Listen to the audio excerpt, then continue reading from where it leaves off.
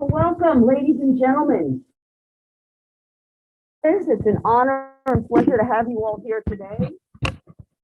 This is really a remarkable response. I want to say to all of you, we are so honored and proud to have you here as citizens of this community, to be here, obligations to serve when called to duty. You're really very, very remarkable group. It's an inconvenience, it's difficult, and particularly in, the last 14 that around the world have gone through an unprecedented period. For all of you to be here and to respond is very, very special. We have been functioning from day one. We began bringing people into the courthouse for purposes of jury trials. And you all understand, in terms of having a jury trial, we cannot conduct one without all of you and your participation. So again, I want to thank you. This is the highest duty other than serving that you can do for your country, your community, and your government. We operate because of the people, because of you. So without you, again, we could not have jury trials. The government would not stay balanced. You are the balance of government. You are the function of us, balanced and honest. So thank you for coming here to serve. This case is a criminal case. You're in the criminal courthouse, state of Florida versus Abner. Before I make introductions, I'm going to swear all of you in. If you'd all stand up, please, and raise your right. Everyone hopefully can see me. I'll move around back and forth or hear me. Testimony you give will be told truth but the truth. Very well, and you may have a seat. Thank you. I'm standing because when I sit, it might be hard to see me, so I'm going to stand for a little while. I'd like to introduce some of the parties. We have them make their inductions. We did some of this virtually, but now we're all together live. I asked them to introduce.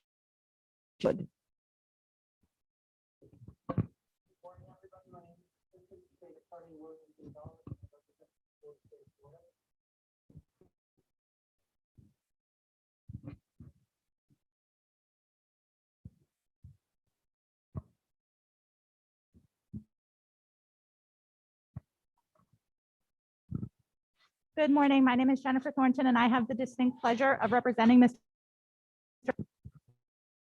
Christine Alvarez, and I also have the pleasure of representing Mr. Gonzalez. All right.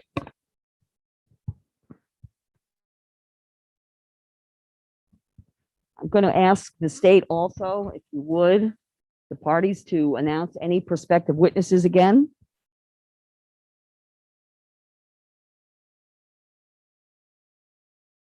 Sorry. Okay.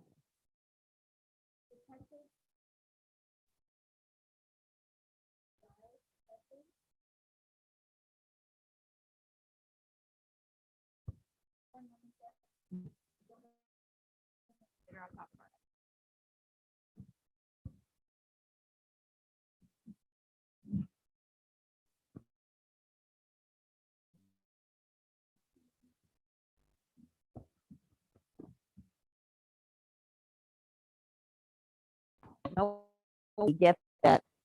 In addition, my court reporter, Lorena, please understand that these proceedings, by the way, also, you're not seen, but because proceedings in the court are public proceedings. Did you have a question, sir? Okay. Because proceedings in the court are public proceedings, we have to make sure that we operate trying to limit the number of people that come to the courthouse. So we remain open to the public through YouTube, okay?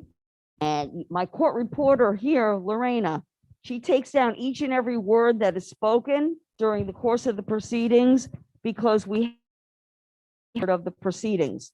Now, you're wearing masks. We're going to ask you to continue to wear your mask for everyone's continued safety. Please. Here, we have a team of bailiffs here that are going to be assisting. And so before you respond, if you just wait, they're going to run across the room. There's 3 of them, and let them give you the hold the microphone. When you speak, we can hear your responses clearly. All right. And I had introduced a lot of these people anyway, virtually, but now that you see everyone in person, Chris's responsibility files relating to the particular proceeding, and that's what he will do in this case. Did you come? Yes, the senator is David Barron. Okay, very well, thank you. I also ask you to look around the room. You see live, you see all of us live. Does anyone recognize anyone in the courtroom or any of the names that were read? If so, the bailiffs will bring in, identify yourself. All right, I'm not seeing any hands for the record. Of moments, we're going to begin this process called voir dire, jury selection, and to speak the truth. Now, this case, I said, was State of Florida versus Abner Gonzalez, and in this case, Mr. Crime of degree grand theft. This is just an accusation. This is not evidence or proof of anything. You haven't any evidence. And the voir dire process, the jury selection process, the purpose of it is for all of us here to ask you some questions, learn a little bit more about you to determine if you are the right particular case. If you're not selected, it doesn't mean we don't like you. It doesn't mean we don't think that you're honest with us. It just means that because of your own life's experiences and your personal thoughts and opinions, not be the best to sit in this case, because to be a juror, you need to be completely objective. You need to make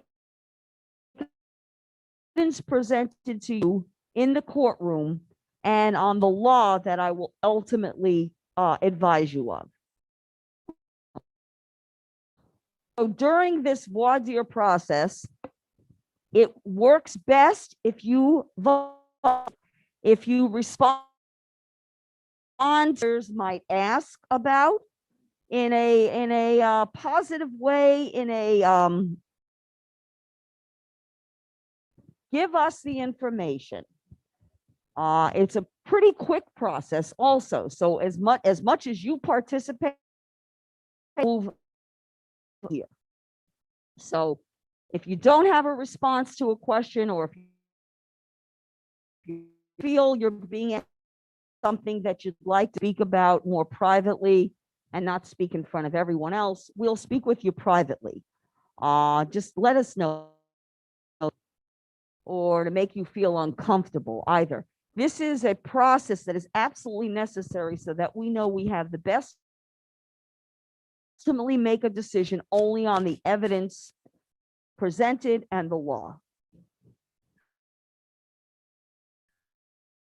Carriage of justice. So we count on you to provide this information honestly and truthfully to us. All right. Now, as I said, the allegation in this case is 1 count of third-degree grand theft. The charging document is called an information. This document is not evidence. It's not proof of anything. Guilt. But the state of Florida, in making an accusation against a citizen or any government entity in accusing a crime, must place that person on notice of what the allegation might be in a document called, logically, an information. It serves the purpose of the accusation against them. Okay. Now, because the state has the complete obligation and to make the accusation, they also have the full responsibility of proving. Okay. The person accused, in this case, Mr. Gonzalez, has no burden or duty. Now, this is nice. We have a little musical interlude. Could we please find out what's going on here? Place.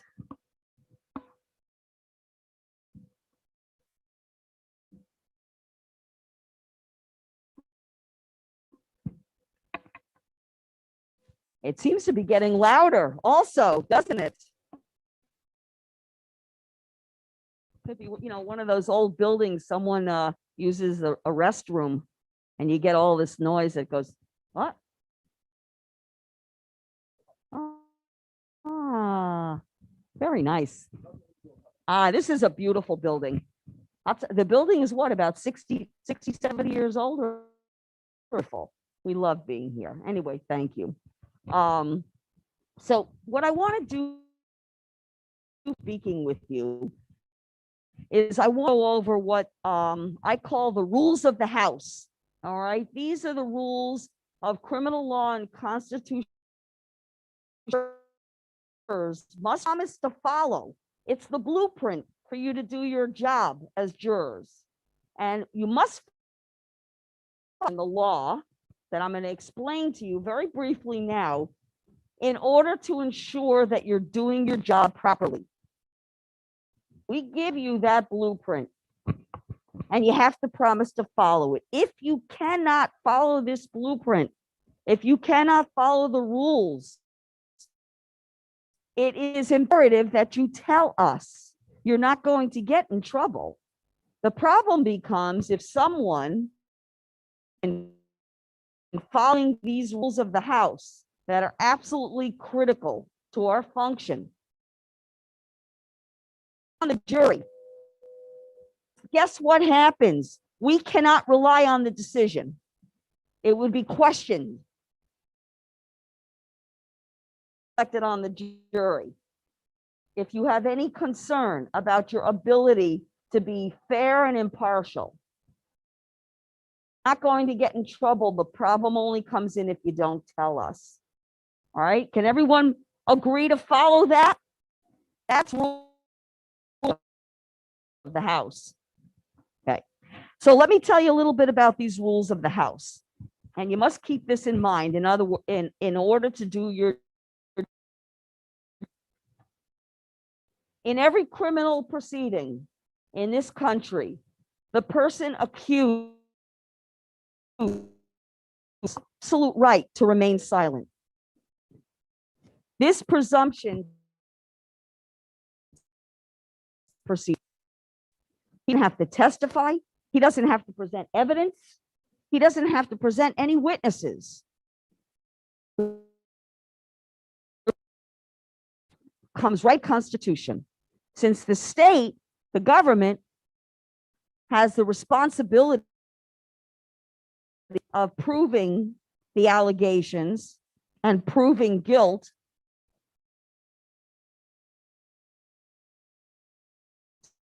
an accused has no responsibility. They bring the allegation, they bring the accusation, the state, that's why I'm pointing over here, the state has to prove it. And in every criminal proceeding in this country, burden, the responsibility of proving guilt by proof beyond and to the exclusion of every reasonable doubt. Not heard that phrase before. Proof beyond and to the exclusion of every reasonable doubt. Burden on the law. Now, the burden of exclusion of reasonable doubt remains the state's burden throughout the entire proceedings and is presumed innocent. Any citizen accused of any crime, the proceeding with a presumption of innocence, which means Mr. Gonzalez is innocent. It is. And you have to look at Mr. Gonzalez and say, this is a person, he's an innocent person. These accusations, they have to prove it. And this is the place to do it. This is why we have jury trials. This is why we have the citizens, if the government meets their responsibilities after they've accused a citizen of a crime. Okay? Here is presumed innocent. And he remains innocent unless the state can overcome presumption of innocence and prove guilt beyond every reasonable doubt. He's innocent. He is innocent. This gentleman does not have to disprove guilt. He's innocent. The state must prove guilt, and they do this through evidence. Must be the standard of proof beyond and to the exclusion of every reasonable doubt. Definition of that, go through the voir dire and the lawyers start to speak with you. But it's not a possible, it's one that wavers and vacillates. If you have a reasonable of Mr.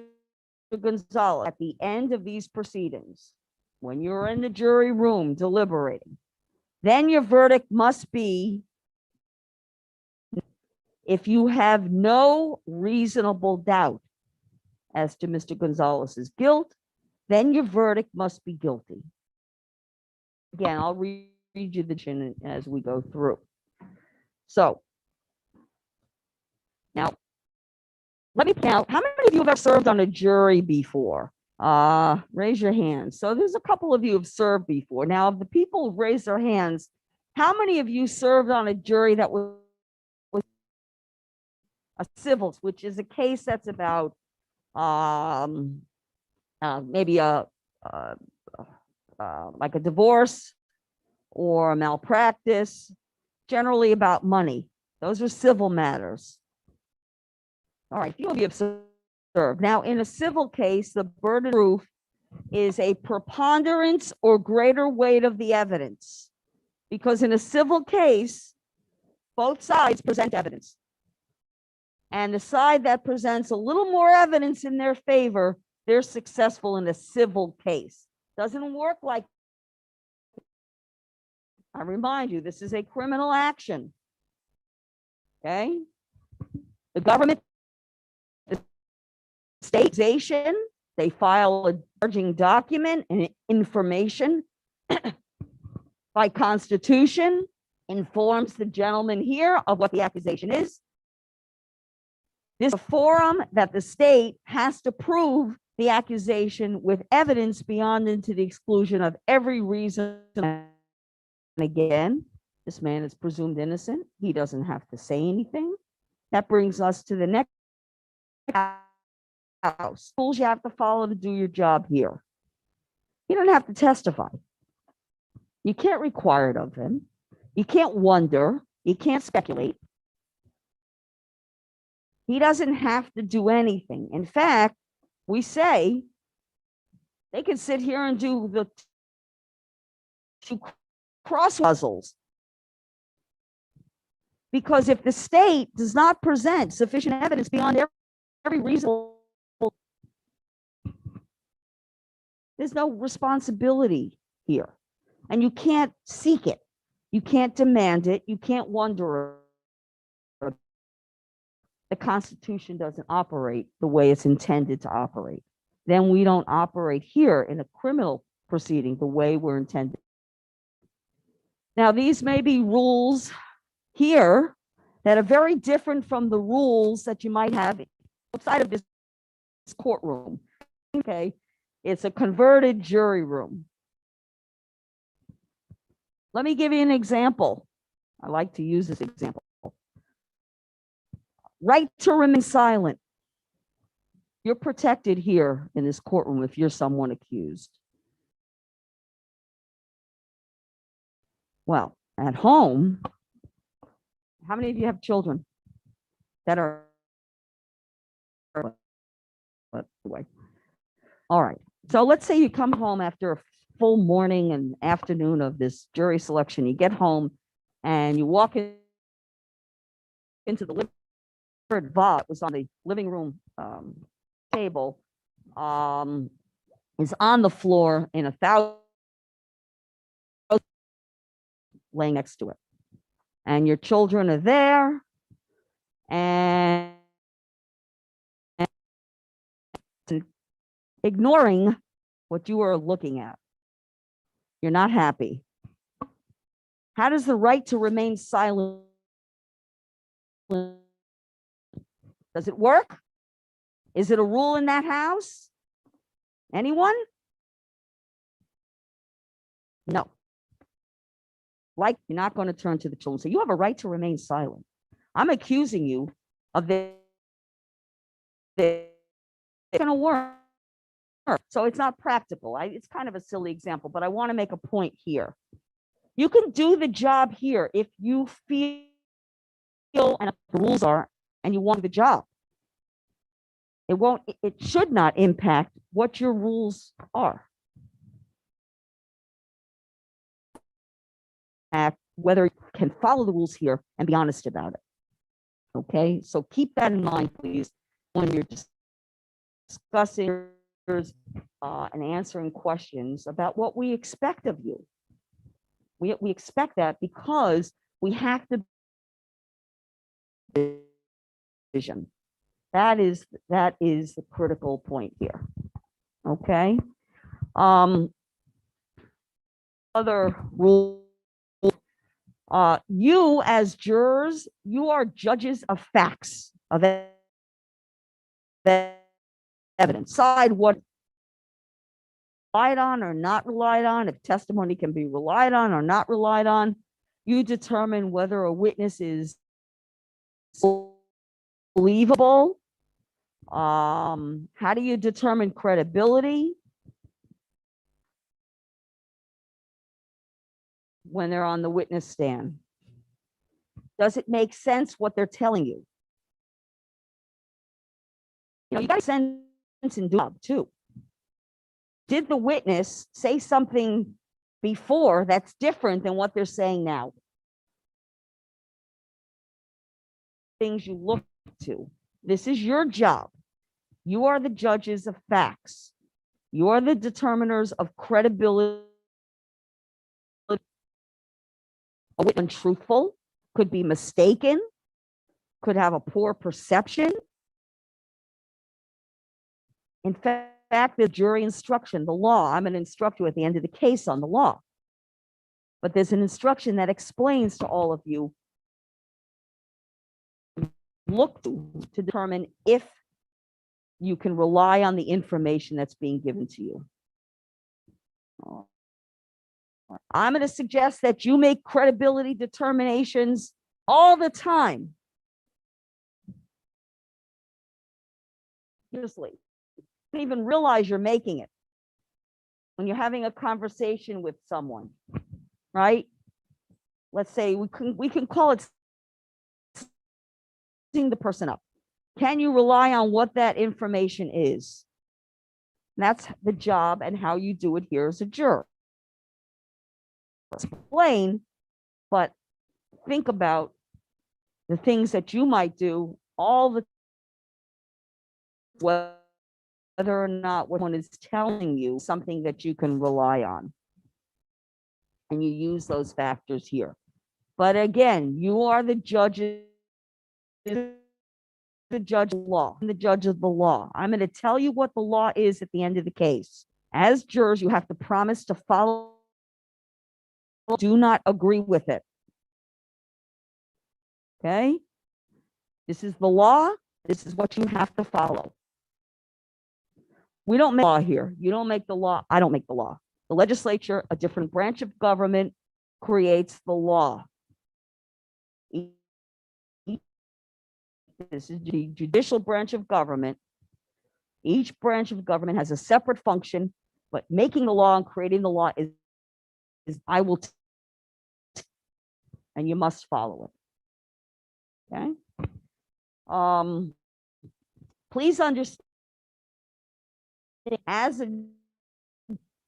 you cannot make a decision based upon bias, sympathy, personal opinion, subjective thought. You can't, because then again, we cannot trust the decision. Be able to trust a decision. So you have to set it aside. Any feelings of prejudice, bias, sympathy in making your decision. Okay. Another very important rule of the House. So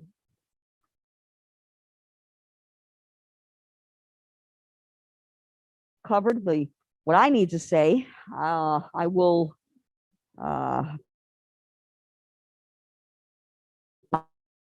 I'll probably interrupt while they're doing their voir dire.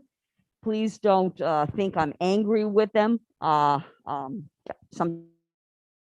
Or they'll ask questions. We may need clarifications. So I apologize to them now for doing that, because I expect that will happen. But all of you, and again, I urge you, please participate. We do have your juror questionnaires, which are a glimpse of who you are. So the more you participate, the more information that we can gather in the short, and it really helps us and helps all of you in this process. And again, and we will proceed now with the attorneys and their voir dire. Thank you.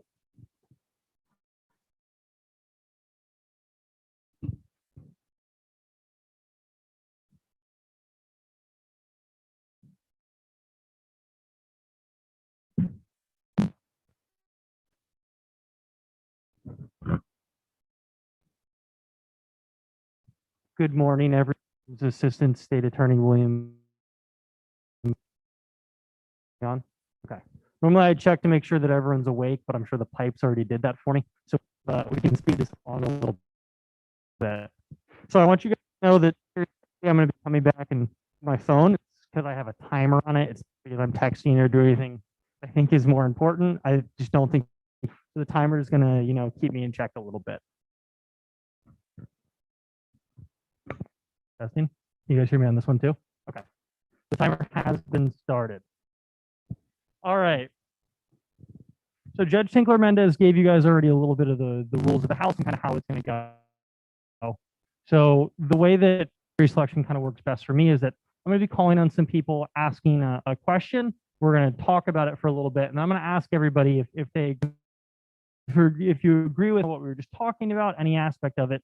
I want you to raise your hand so that way we can kind of follow up on the conversation. Sometimes I may say, who doesn't want to talk to you guys about it? The most important thing is that we find the right jurors for this case, because not every trial. I really like animals and kittens during COVID. I'd be a really bad juror for an animal cruelty case. I couldn't be fair. I couldn't listen to the facts. This is kind of the same thing, trying to find the right jurors for the case. Also, I know this room is a little bit weird. The last time I picked a jury in this room started speaking to me. So I'm going to try and make sure that everybody gets involved. So if I don't see you, my goal is to speak my best. Kind of, I haven't fully vaccinated. So let's start off a little bit with what is evidence. CSI shows, crime scene shows, anything like that. CSI Miami. Let's see, I have juror number, I believe 22. That's going to happen too, guys. If I'm ever wrong, feel free to correct me. I'm going to mess up some names. I want you to hold me accountable. I'm willing to get my name wrong. So please feel free to correct me. So juror number 22, Miss Murray. Miss Murray, which of those shows do you watch?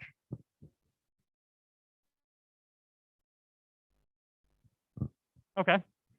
And what type of evidence do the lawyers generally show on something like CSM?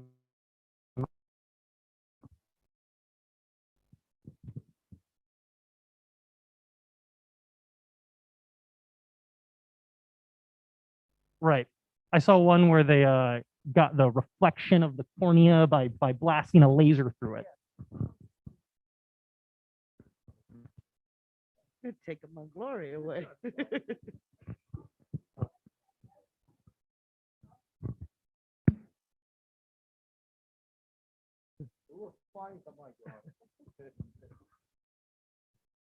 So I can tell you guys, we're not going to have any plays. Mine it would be a lot easier if we could actually do that. What we do have is we have three types of evidence that's recognized under Florida law. We have physical, we have testimony, circumstance. But I want to start out and kind of talk about what isn't evidence.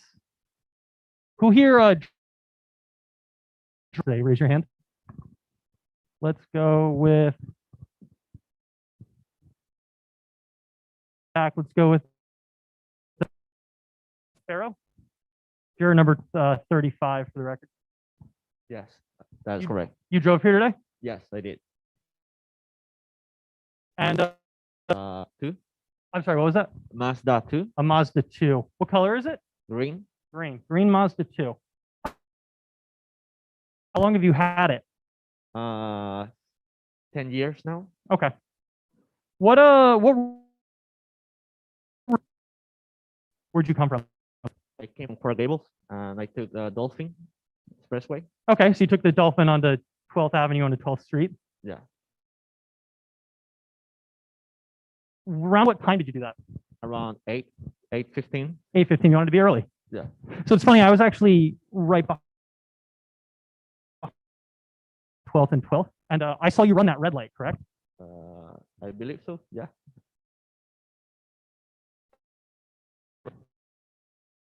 Well, I came down from there was a traffic jam. And I came down from the. Okay. See? Yeah. I also saw you almost hit that pedestrian, and that person had to jump right out of the way, right? Yeah, that's not.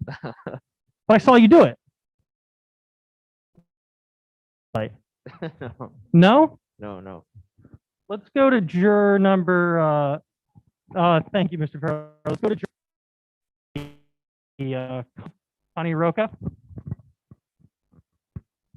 So, Ms. Roca, if I now had to prove not that he ran the red light because he almost hit a pedestrian, what evidence was presented right there? No evidence. No. What he said?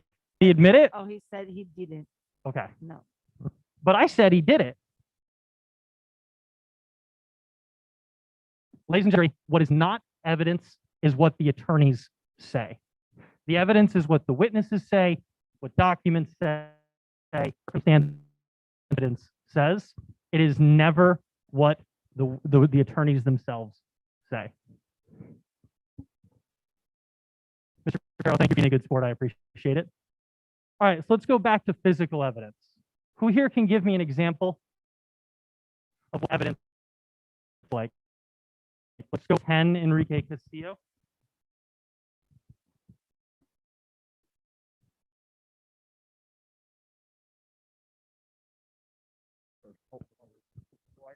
I'd say physical evidence would be like maybe like some sort of like from like a window or maybe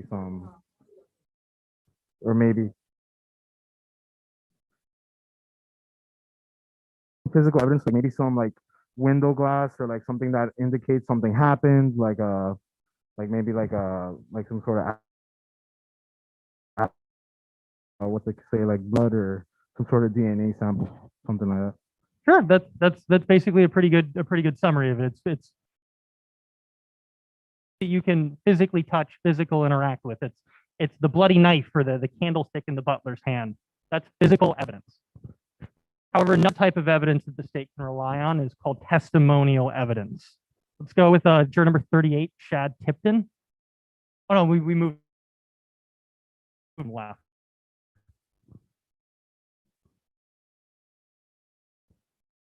And it was for circumstantial, is that what it was?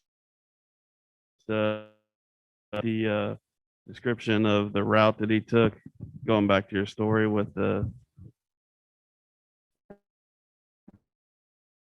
all that kind of. Okay, so it's kind of what people that saw things witnessed and kind of what they're telling you in the courtroom, right? Sure. Okay. Mr. Tipton, I'm going to stick with you for a second, if you don't mind. How do you know if what someone is telling is a liar? You could go Body language? Okay. how to do that. Does anyone here, children? We're going to go right up here in the front. That's Miss, are you juror number 6? 5. I'm really getting killed on this. Jacqueline, what? What? You have children. How many children do you have? 5, You have 5 children. How old are they? 22, 21, and 18, and 14. Okay. So kind of using Judge Tinkler Mendez as an example with the vase, where she was explaining, her children don't have the right to remain silent. Did your children ever break anything growing up? Oh, yes. Did they ever Yes. did they ever lie to you? Yes. How do you know that? Well, my experience is mostly this stuff. They move their eyes, their body work. So I kind of segue from there for a second, if you guys don't mind. I'm going to come back to you. We talked a little bit about probable cause, or not probable cause, beyond a reasonable doubt, and kind of what that scenario is. As the state of Florida, we do need to prove that the crime was committed beyond. What we don't need to disclose, or we don't need to disprove, are non-reasonable doubts. Merely possible. Can you think of what a possible doubt might be? I'll just give you. Possible doubt. They'll probably say, "Oh, the sister did it," or they'll be like, "Oh, if by mistake the wind blow it to the floor." And Okay, that's interesting with the wind. Let's go to juror number 12, Jose Echeverria. Is it the wind blew through a window and knocked the vase right off?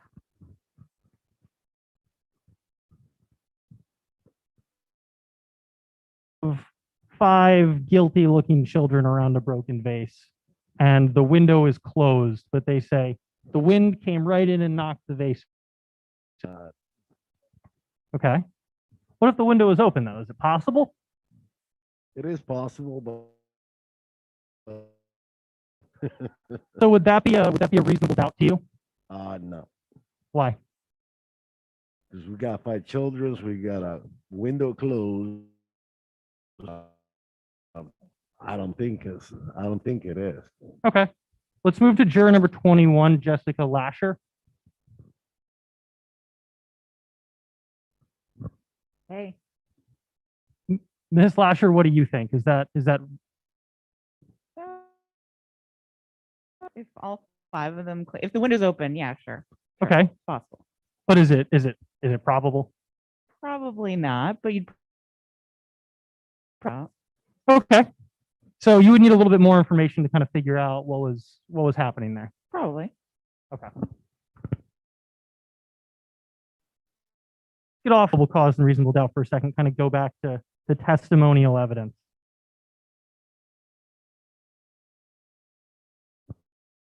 When people are kind of asked to testify, kind of interesting to see what they remember and kind of what they don't. Is anyone here married? Did you recently get married? All right, let's see the hands for people that are married then. Let's go with, is that juror number 1, John Abashi? Apish. John, John, when were you married? 10 years ago. 10 years ago. Actually, I got married 26 years ago, and then I got married again 10 years ago. We'll start with the one 26 years ago. Where did you get married?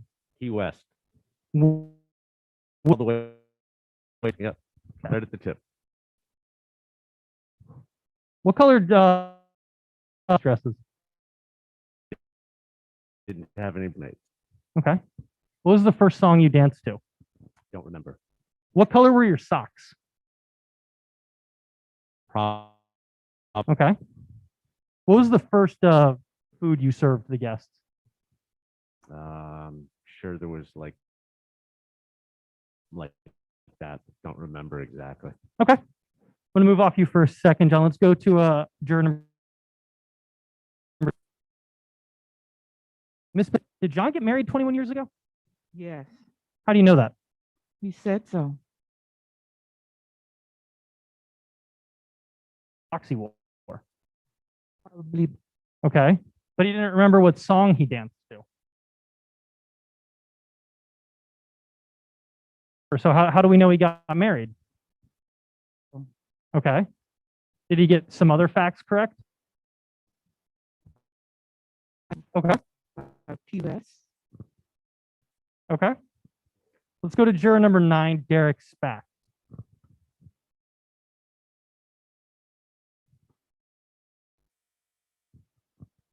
Mr. Spack, did John get married? Yeah, probably. Probably. So if I could prove beyond a reasonable doubt with what we were just going with that John was married, what would you say? Yeah, it's likely. Why? Where he got married. He said it probably happened. Okay. Probably or Probably. okay. He did get The married building twice. agrees with you. So kind of in that, is it safe to say that some facts, some big facts, are more important than small facts?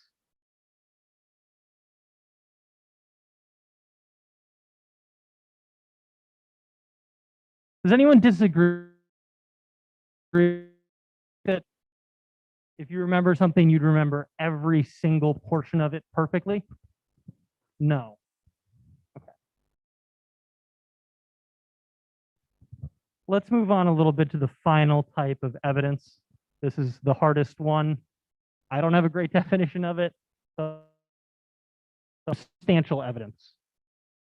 Let's go with juror number 36. That's Heidi Skoll-Weinstein. Did I slaughter that last name?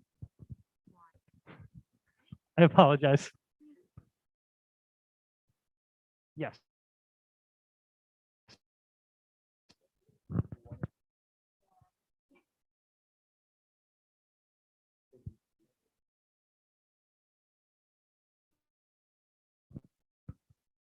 Yeah, I don't like my seat because I'm obstructed, but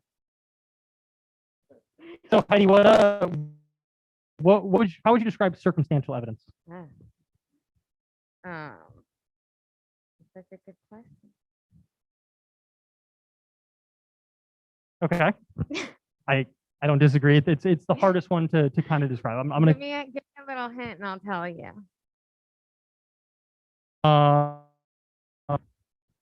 You're putting me on the spot now. I mean, I know.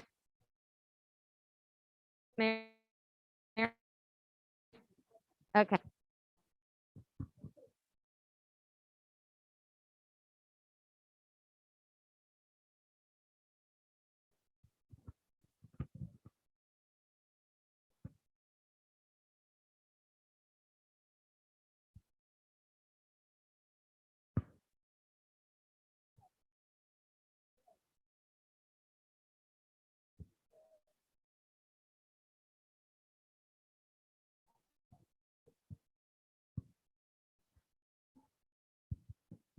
Well, I'm gonna assume it rained.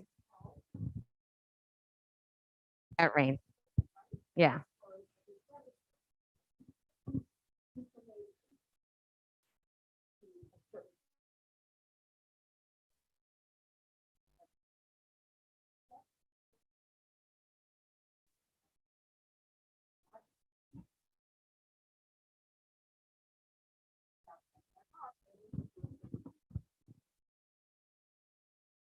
So it's proof. It's proof. There's water. Yeah.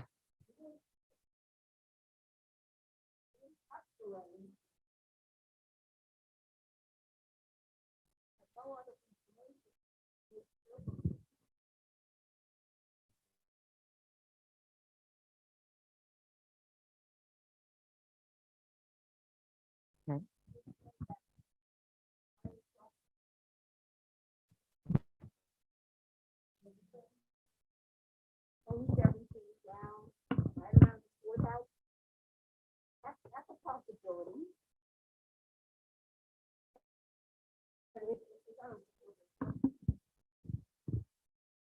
I mean, if there was water everywhere, then it wasn't a hose.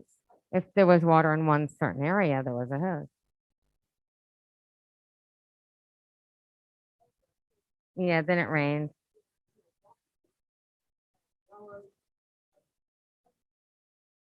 So it rained.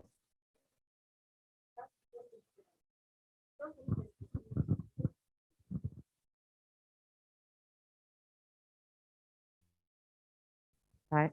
Thank you, Heidi. You're welcome. Let's go to juror number 15, Karen Gonzalez.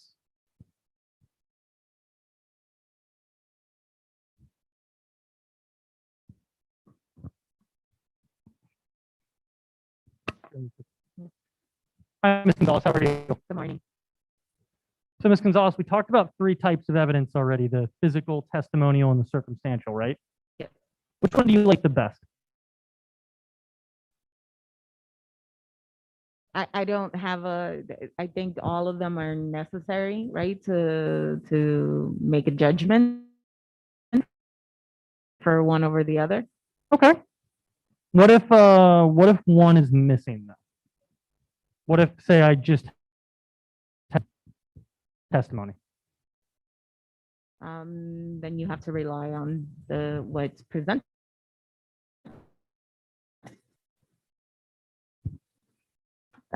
Depends, I guess, in the situation, the case, if that's what is available, then yeah, I guess that's what we have to go by. Okay. Let's go to Mr. Hicks. Juror number 9.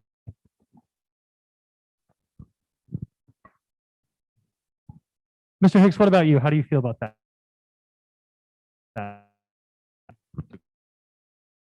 To be honest. Okay. What if, we go even more extreme and we only give you testimonial evidence? How do you feel about that?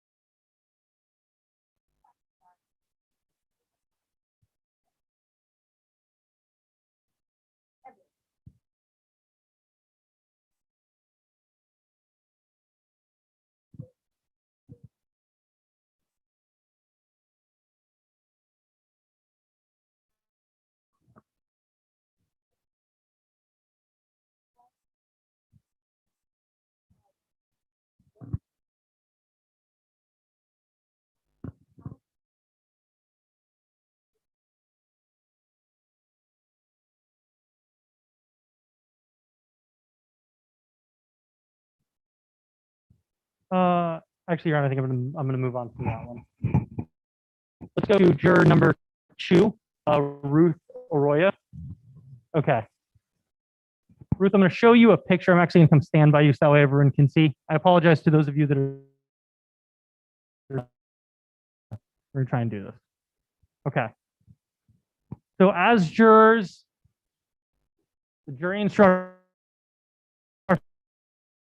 you a little more are very specific that you're always allowed to use your common sense. You're allowed to look at it's to make a determination. You're allowed to weigh the evidence. So Ruth, I'm going to show you a picture. I'm going to ask you some questions about it, all right? What the picture is of, okay? Okay. Can everyone see this more or less? I'll bring it back. I'm not going to Okay, no I'm not going to show it to you for a second and take it from you. This is our picture. Okay. Ruth, what is this the picture of? A purple elephant. Okay. Ruth, how do you know that this Like its shape, its features of it. Ruth is, Yes. but it's Because- purple. Are elephants purple? No. Okay. This picture only has one. Do elephants have? 2. I only see 2 feet. How many feet do elephants have? Elephant. It's like a side like profile of the elephant. Okay. So you were able to determine it was an elephant, correct? Yes. Is that common sense? Yes. Okay. Ladies and gentlemen, thank you, Ruth. I appreciate it. Ladies and gentlemen of the jury, if you're presented with evidence, the state asks that you use your common sense, that we look at what's presented. Does anybody here believe that this is not an elephant? Anyone at all?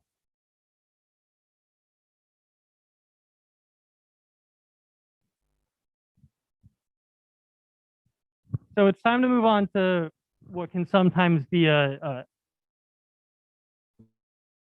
And I want you guys to know that we want you to be honest. There's a reason that I'm the only one that appears on YouTube. You don't have to worry about that. We just want to kind of get an accurate understanding of who you guys are and kind of your life experiences. Let's go to number 34, Jorge Sanchez. Yes, sir. Mr. Sanchez, one of the witnesses at the state to you, is a police officer more credible than the average citizen? No. Why? You gotta, whether it be this person or a police officer, they're entitled to something. No? That's exactly correct.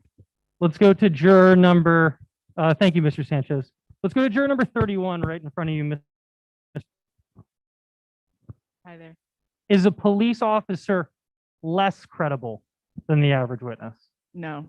Well, To report what for the same reason that the other jurors said, they have to report what they saw. They have the same eyes that any other person does. that disagrees with that thinks that police officers, by the nature of their job, are more credible witnesses?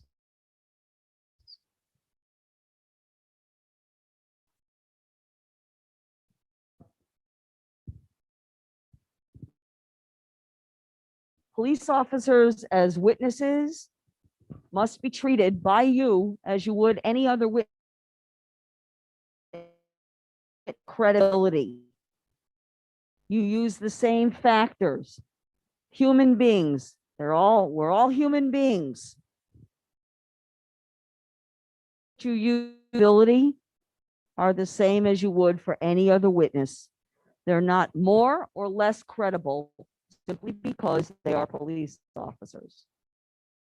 Police officers can be mistaken, can be untruthful, can have a good perception, can have a poor perception. Like, is any here who has either through personal experience or some other would not be able to judge the credibility of a police officer as you would just raise your hand and we can discuss. Okay, there's a young lady there. Who is that, Miss Murray? Yes, Okay, what is your concern, madam? I've had some involvement with police officers where they more for the person that I was trying to get arrested side than my side, trying to tell me like it was with a restraining order. Right, And they okay, broke the restraining order and they're telling me, oh, is there anywhere you can go? right. And I mean, that's the only incident that I've ever. So you had a, you know, This is an actually uncomfortable. in New York too, and the police force. Okay. I wasn't too thrilled with, but again, I can't base everybody on just them. But So ask on your own personal experiences, right, can you put it aside, put those experiences aside, and if a police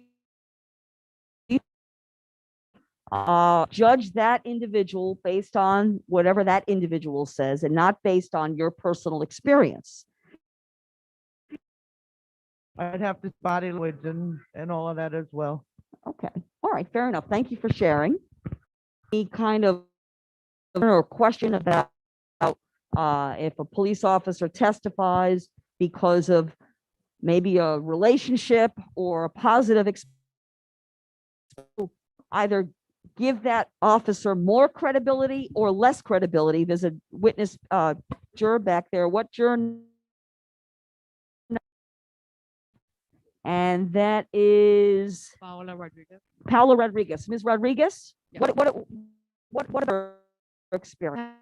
Had some unfavorable experiences with police officers, pulling me over and accusing me of doing something that I didn't do. So it was not. It was not. And have you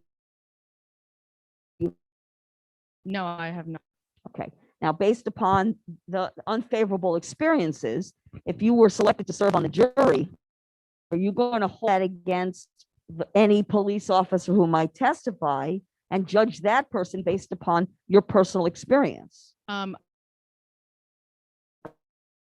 Also, climate, it's kind of hard to also. Well, and pursue that police I officers think that's differently. one of the reasons why Mr. Gonzalez asked. So, question in the courtroom. It is imperative that we do not allow our personal feelings to interfere with the justice that you have to serve here as Correct. I just jurors. wanted to be honest. That's very, very important, is that you let us know how you feel, okay? Because, again,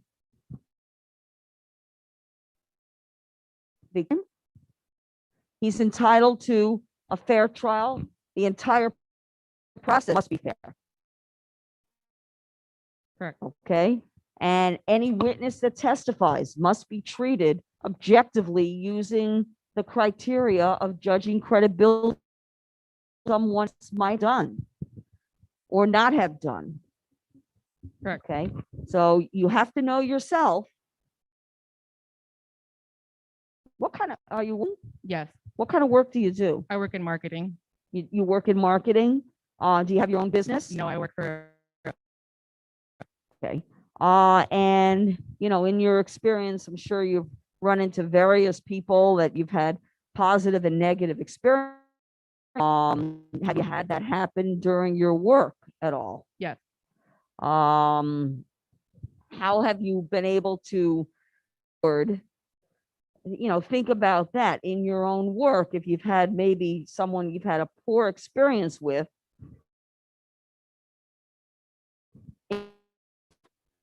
that's what the mindset that you would need to have to serve on the jury.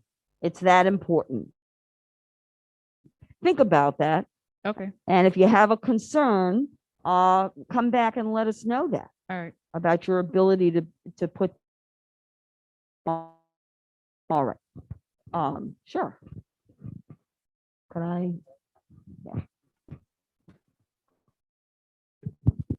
We'll be right back. We're going to have a brief conversation. Our sidebars, this is for me to speak with the, what, and, there are legal issues for me to decide. Please don't, think anything of what, all right? Thank you.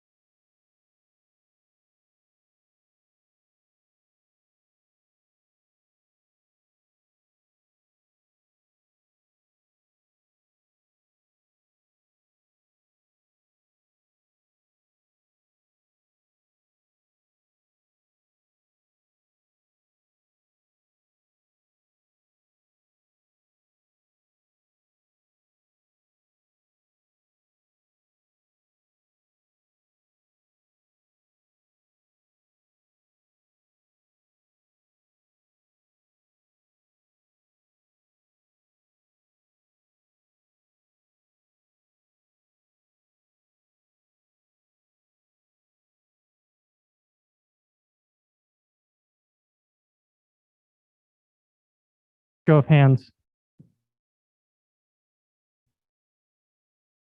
A convicted felon was the victim of a crime.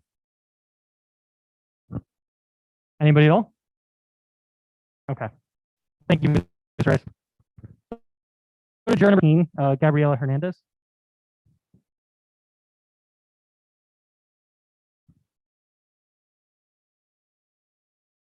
Hernandez, sorry. Hi, I'm good. Ms. Hernandez, can you follow the law? I think I do. I'm not asking you to accuse yourself. We've had that happen already.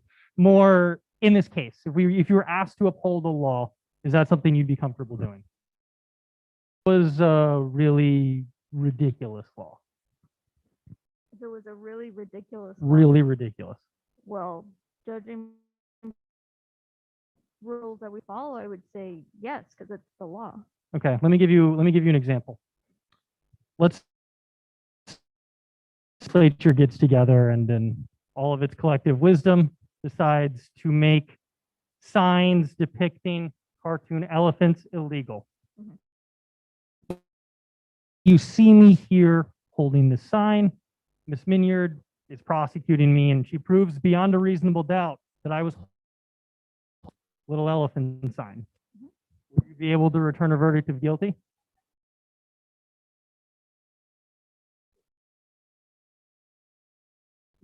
Yeah. Yes, Why? because it was proved beyond the reasonable doubt that you had broken a law that already existed. Elephant sign.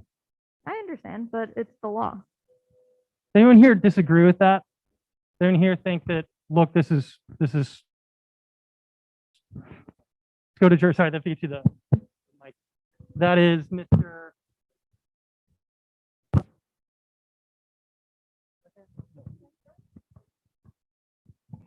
I have you as 6. Oh, no, 7. All right, Mr. Fernandez, what do you think? I agree with just try to change the law, but if the law is, even if it's irrational, you need to follow the law. Just I agree. Okay, so there's ways to change laws that we disagree with, but you'd be able to follow the law. Is there anybody here that feels differently? Looking at the sign, looking how cute it is. Does anyone would be in that jury room and think, I don't need to follow this law? In the back, we have Mr. Farrow. I believe that's juror number 35.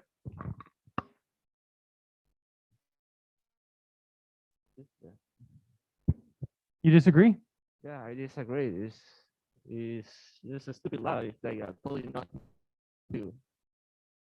not to showcase like art or something like an elephant. I don't know. There's no reason for it. I don't know. I can see it. Okay.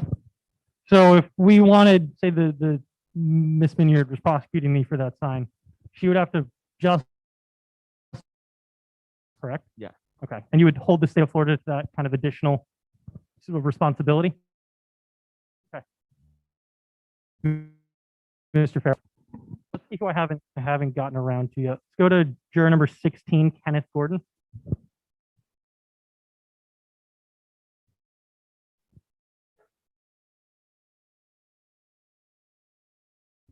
Hi, Mr. Gordon. How are you doing? Good, thank you. About anything we've spoken about, anything that didn't make sense, anything like that? No, nothing. Nothing at all.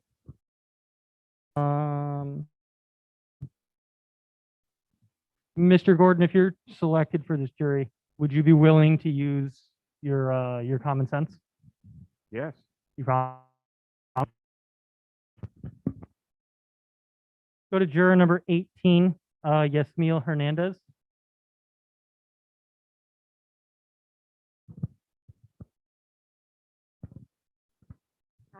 Hi, Ms. Hernandez.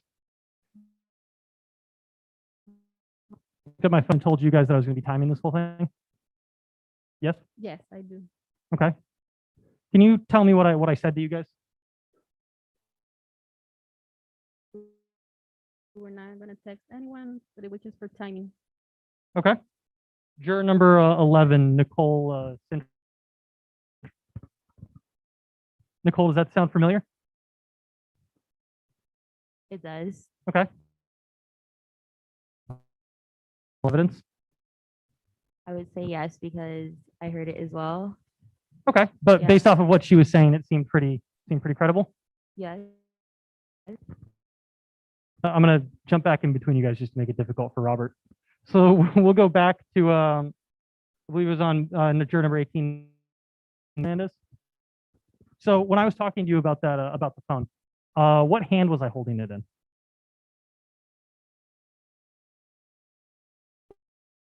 Remember? No. Okay.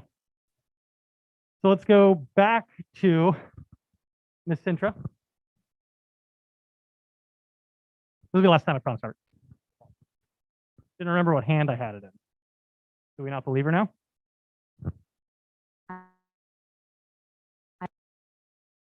Because you saw it. Because I heard when Okay. you were talking about it, but Okay. Had it in. Okay. Would that be a critical fact for anybody if I was trying to prove that I held that for the juror number 33, Joy Ryle? Is it Ryle? Ryle. Ryle. Correct. Yeah. Okay. Michelle, is there anything that we spoke about today that you disagree with? Anything that didn't make sense? Anything like that? Nothing. I do have my husband for CVP, but I don't see, I don't see it as a to participate in the jury. What was that department again?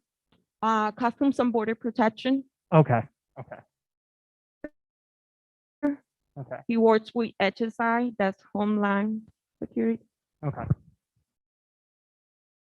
And that one thing that you are kind of an issue at? No, Okay. Do you agree that there are some really, really good cops and then there's some really, really bad ones? Yeah.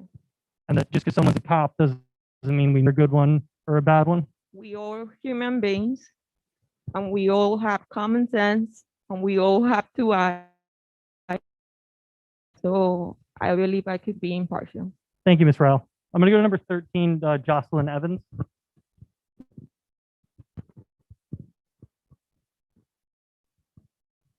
Miss Evans. Miss Evans, you were close enough that I saw you nodding your head. How do you how'd you feel about that? About Africa. About Ms. Ryle's last statement about there being good cops and bad cops? Yeah. Always. Always. Like everything I see on the news and stuff like that. No, I don't know. Can't judge one person for everybody. Okay. No, thank you. I know I'm putting you on the spot. I appreciate. Do you have any questions about anything we've spoken about? Anything that No. didn't sit right? Anything that I did that was annoying? Anything like that? No. Okay. Thank you. Finishing up really brief. Go to juror number 24, Arlene Panigway. I slaughtered that. I know. Arlene as well. We'll go with Arlene. How are you doing this morning? I'm good and you. Do you have any questions about anything that we spoke about today that didn't?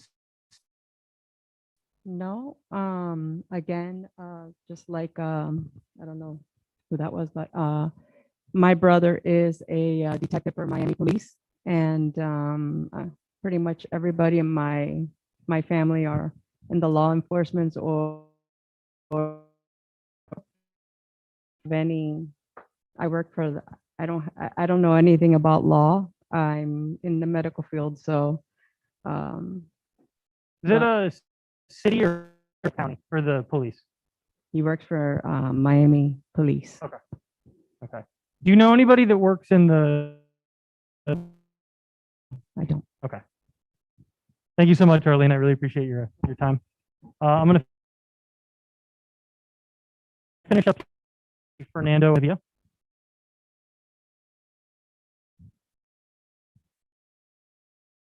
Hello.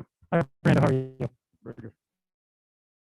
So as a juror, you guys are going to be asked guilt or not, essentially. Did the state prove its case beyond a reasonable doubt? What you're think about is punishment. Is that something that you would be okay with? Sure. Punishment? Yeah, what happens to somebody? Not necessarily. Not necessarily? Yeah. What if it was something like ridiculous, like the pink elephant again? Miss Minyard was accusing me for having the pink elephant sign. Would it be in the back of your mind what's going to happen? Well, yeah, possible. No, not really. Not really. So she proved it beyond a reasonable doubt. I had the pink elephant. It was your mind ridiculous, or that I was there was going to be an outcome for that. No. Okay. Does anybody here disagree with that? Would anybody be thinking, well, what's the punishment? Everybody okay with just thinking about Ms. Rodriguez? I would wonder, Would you wonder what it was, or would you need to know? I would need to know if it's something, it's a severe punishment for something so small, then yeah. Miss Rodriguez, Paulo Rodriguez, who is 31. juror number 31.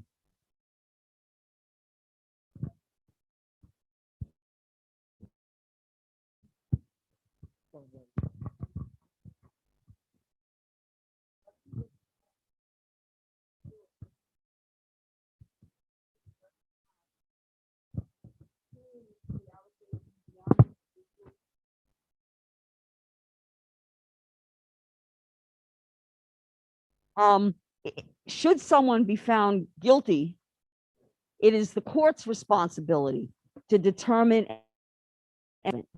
That's not the responsibility of the jurors. And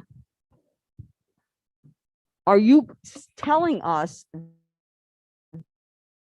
if the state proves a crime was committed, and that in this case, Mr. Gonzalez, that you would have trouble returning a verdict of guilty, concerned about what the court ultimately may or may not do in terms of punishment, which is not. I think it would just affect my decision making. I'm sorry. I don't think it would affect my decision making, but it would be a personal struggle. All right.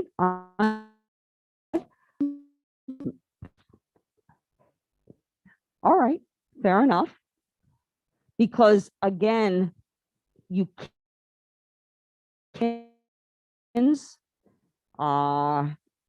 curiosities to interfere with the determination of committed a crime or not. Okay? I understand. Can you keep? Well, you can try or you can.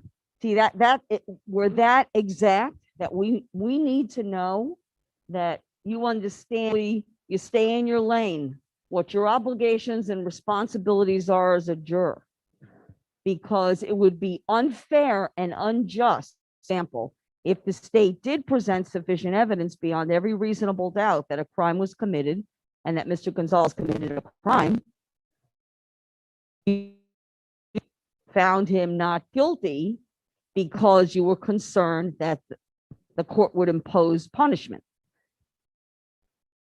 Just and true also. Right. All right. Okay. No, I mean, I really don't have an answer. I think it's hard for me to, remove my anything. I can definitely try, and I think I can do the task. I do my job every day, and if I'm given the task, I will, Does anyone else, thank you. Does anyone else think the same as Ms. Rodriguez? Have a concern about their ability to follow the rules of this house and do the job that's expected of you here, understanding what your responsibilities are and what they're not. All right, I'm not seeing any hands at this time. I am cognizant of the fact that I told you guys, though, I was almost done, but Ms. Minyard reminded me of something that I had forgotten, so I do apologize. So in a lot of the juror questionnaires in this group have served on previous criminal jury panels before. So we do have a few questions about that. Juror number 26.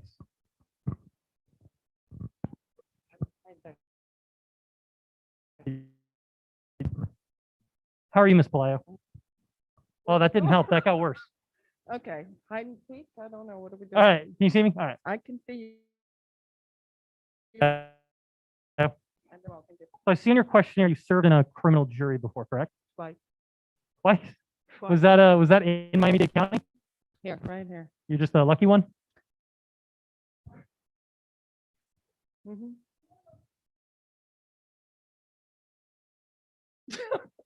Trying not to be, but I guess so. Thank you. When was the last one? When or what? Approximately 5 to 7 years ago. Okay, so it was done Seems under a like little that, though. different conditions. I'm sorry. It was.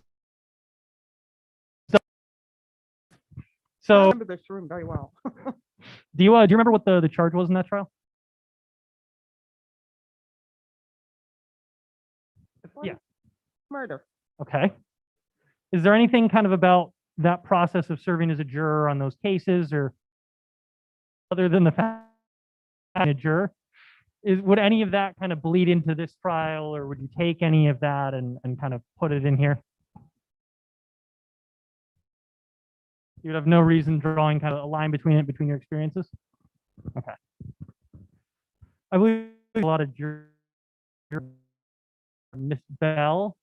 Oh, thank you. Juror number 4. Miss Bell served on a criminal jury before too? Yes, I did. 1 or 2? 1. Okay. But it's my 5th time in this building. That's You've been in jury.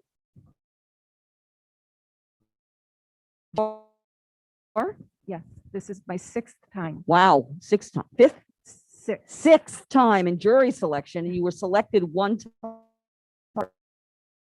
Yes. How long ago did you serve? Probably about 18 years ago. 18 years, but since then, it sounds to me like you've been called here. Correct. Well, welcome back again. Well, thank you. Changed changed a little bit. Want to also? We'll come right back. This is getting exciting Good now. morning. And so I already spoke to the bailiff. When I fill out my questionnaire, the questions, I forgot, I put out, but no, it was a criminal case, so I was a juror in a criminal case before. Oh, okay. So I apologize. No, but you're fine. You're fine. I'm saying that I made a mistake. No, it's okay. What's your name, sir? My name is Oscar Pedroso. Okay, let me see. Where are you here? 25. Oh, okay. Very good. No, thanks for letting us know that. Okay. Wonderful. All right. We'll come back to you also. We ask you some questions. All And right. Thank so the you. young lady here, Miss. You said it was a few years ago, but you've been racking up frequent flyer miles ever since, right? Okay. Do you remember what the charge was? Do you remember if it was? Guilty. Do you remember if it was trafficking or just like simple possession? He was selling. Is there anything about that experience that would lead into this trial or kind of change your opinion of the criminal justice system? Oh. Okay. And just for the record, that wasn't me or Miss Minyard that was prosecuting that case or anything like that, right? Gotta roll the dice. I have the mask on. No one can see they can't see my baby face. All right, so we'll go to juror number 25. Thank you so much, Ms. Bell. I appreciate it. So, Mr. Pedroso, how long ago did you serve on that criminal jury? I think it was 1999. Okay, I definitely wasn't the one trying that case. Mhm. Do you remember what the charge was? Yeah, the person was a crime. Do you remember what the crime was? Murder. Okay. Okay. Is there anything kind of as a juror, anything you'd be negatively thinking of, stuff like that? No, I think I did the correct thing because I didn't have enough evidence. Oh, okay.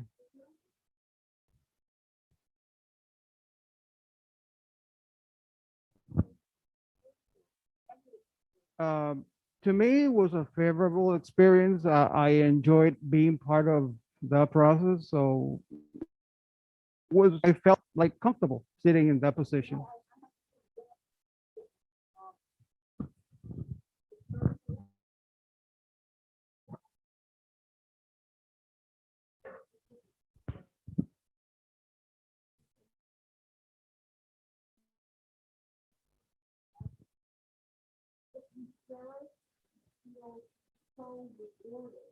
Mhm.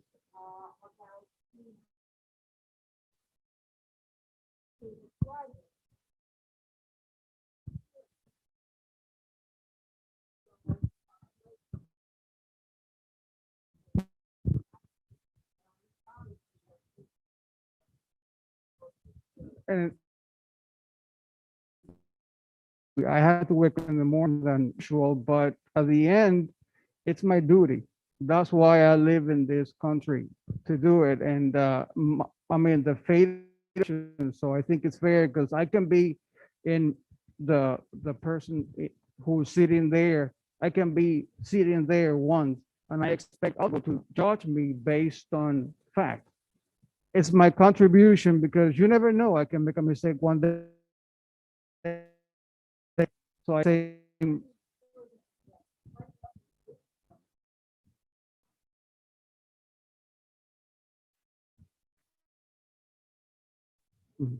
you're welcome.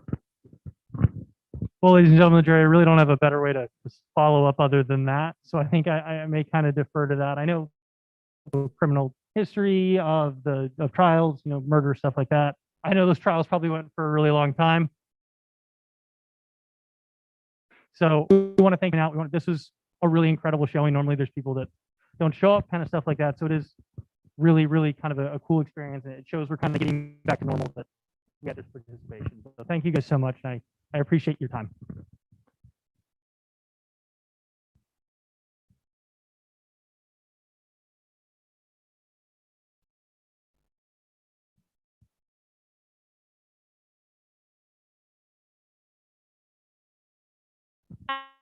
Afternoon, everyone.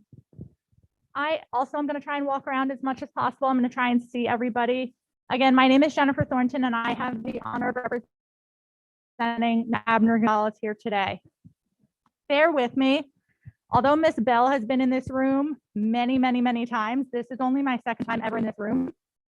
So I'm still trying to figure out where everybody's sitting. This is not normal for us. We're usually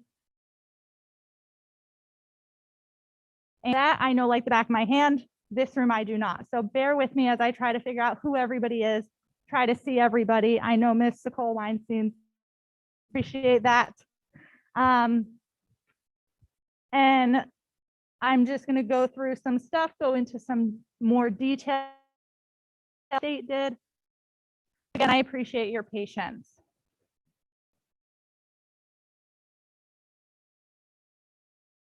Mendez about earlier that Mr. Gonzalez, as he sits here today, right now, is presumed innocent.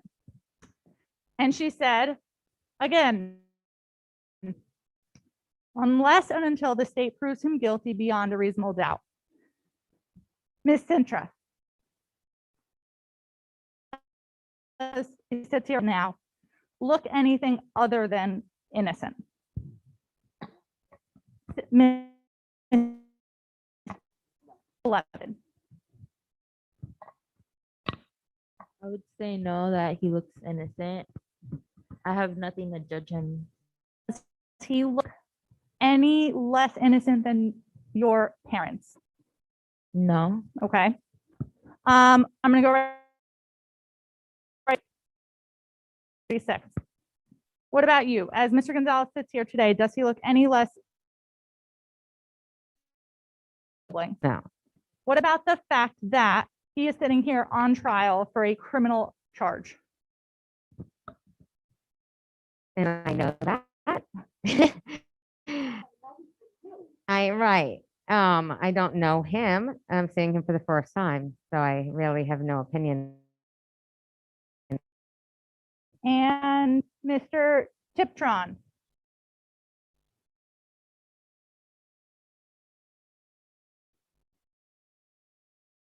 What do you feel that? Does Mr. Gonzalez look any less innocent than your parents or your siblings as he sits here now?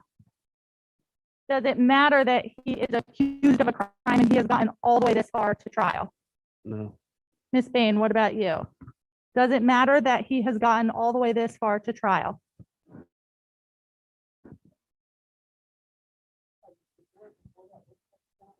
Mr. Tiptron. All right. I don't know why I was putting an R in there. And Miss Wilson.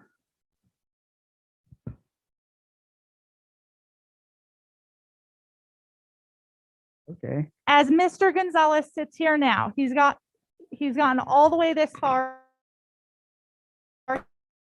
Accused of a crime. Right. Do you consider him any less innocent than your parents or your siblings or children? He is innocent until proved guilty. Does anybody here think that the fact that Mr. Gonzalez has gotten this far, that this isn't just the police accusing him of something and letting him go, but he is now sitting between two accused of a crime and at trial? Does that change things? Miss Arroyo, that's your number 2. What are your thoughts on that?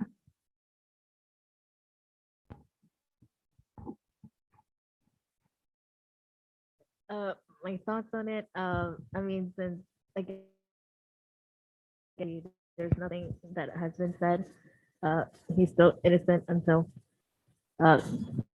there's like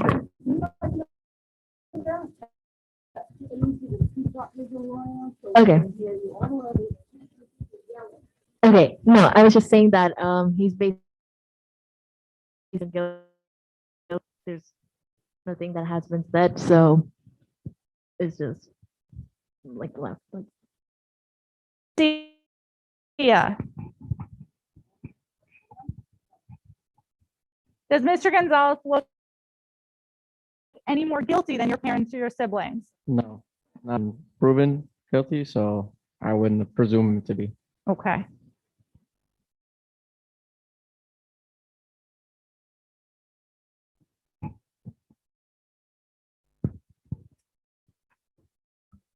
Now, the state was talking about, they talked a little bit about police officers. And I know Judge Tinkler Mendez earlier asked if there's anybody here who says or would believe police officers just because they're a police officer, right? I like to explain it that it's kind of a wide spectrum. In the middle is everybody starts equal, whether you're a police officer or a civilian. To lean a little bit off that middle, one way or another. So although you may not believe everything a police officer says, you might believe them a because they're a police officer, or maybe you believe them a little bit less before they've said anything, just because. So, Mr. Blaze, you're an officer, correct? All right. I'm gonna wait for a microphone. 6, yes. So, Mr. Blaze, on the spectrum, are you right in the middle, or do you tend to, would you a fellow officer a little more just because they're an officer than a civilian? All the way I believe everything they say. Right. Okay, Now, so where I are you tend on this to spectrum? Lean more to the law enforcement officer. Okay, and is that simply because they're an officer? Yes. Okay. Now, Mr. Blaze, would that also be because of the officer's training and experience that you, as another officer, know that they have? Who here agrees with Mr. Blaze? Again, I'm not saying you're all the way at the one end of the spectrum and you are going to believe every officer, but You may lean a little off center and tend to believe the officer is a little bit more just because they're an officer. I'm gonna have to call on people if you're not gonna raise your hand. I will talk to everybody today. Mr. Fernandez, what do you think? Where are you on this spectrum? Dead center or a little? I got the same police officer to the other kind of citizen. But in my case, I don't know because the nature of my work, I was a physician. When I judge the evidence, I just try to get the main weight to the physical and circumstantial evidence and not the testimony case. Because I want everything to be proof in my life, you know. And I see many trials, DNA or so this, I know that they were innocent in the end, you know.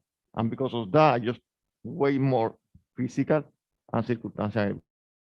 This is a police officer or is a citizen? Okay, so let me see if I hear you correctly. You're going to listen to all of the evidence. We're going to weigh the evidence and determine which evidence you see has the most weight. In my case, always the circumstantial and physical evidence get more weight. Okay, then testimonial evidence. Yes, Okay, yes. okay. Personal experience, yes. Because I just try to, when I take decisions, I try to have the truth because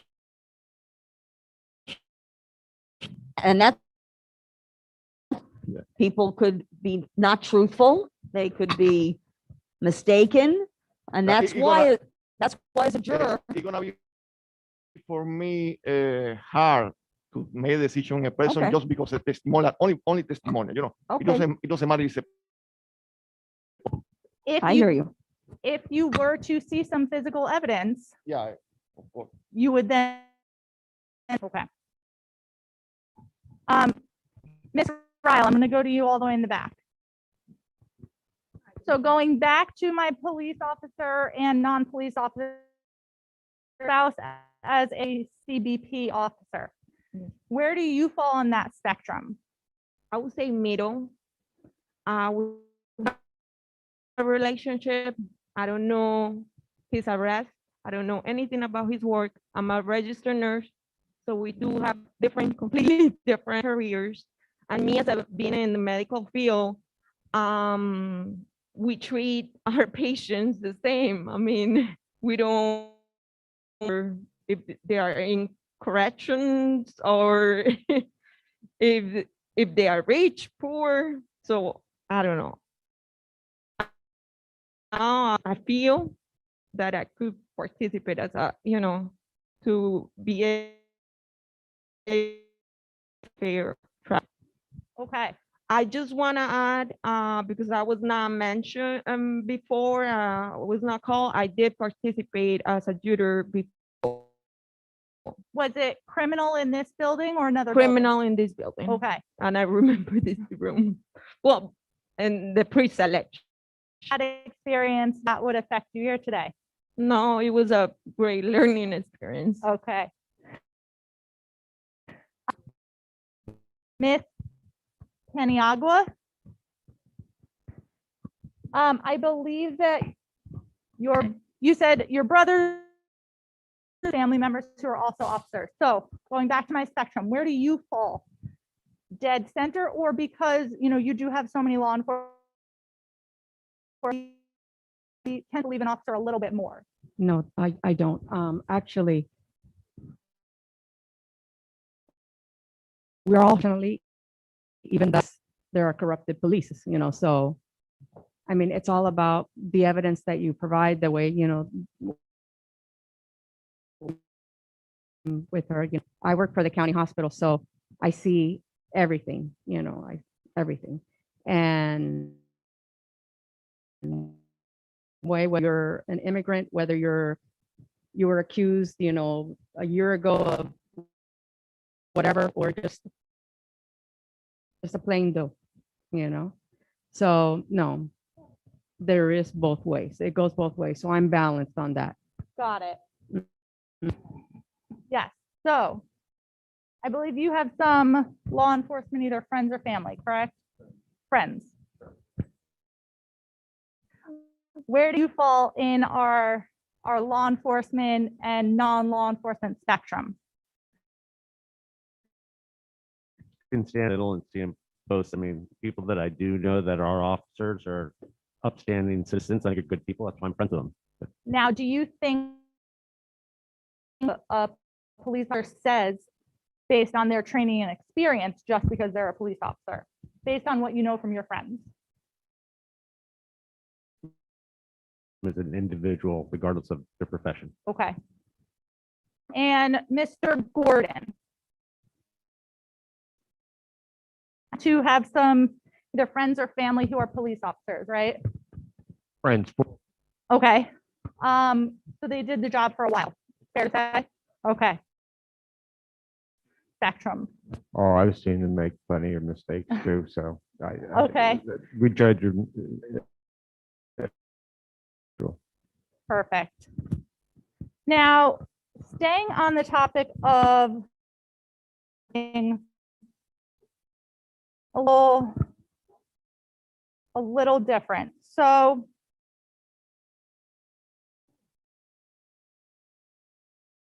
is there anybody here who is not open to the idea that sometimes police investigation? So asked another way, is there anybody here that will fully invest if that's what there is? I see lots of shaking no's. Okay. Mr. Navia.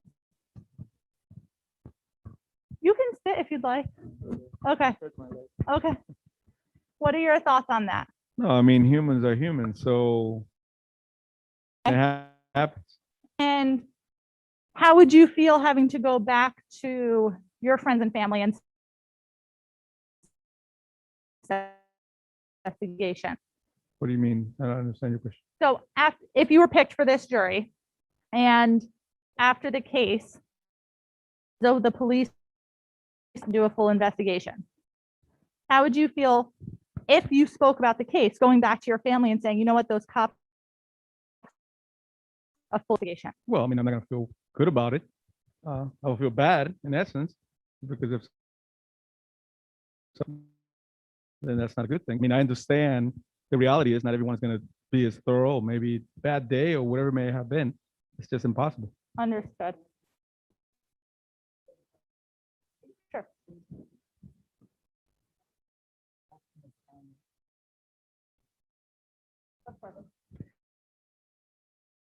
Mr.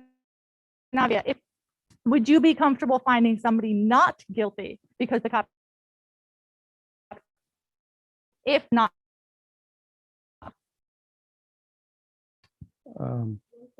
No.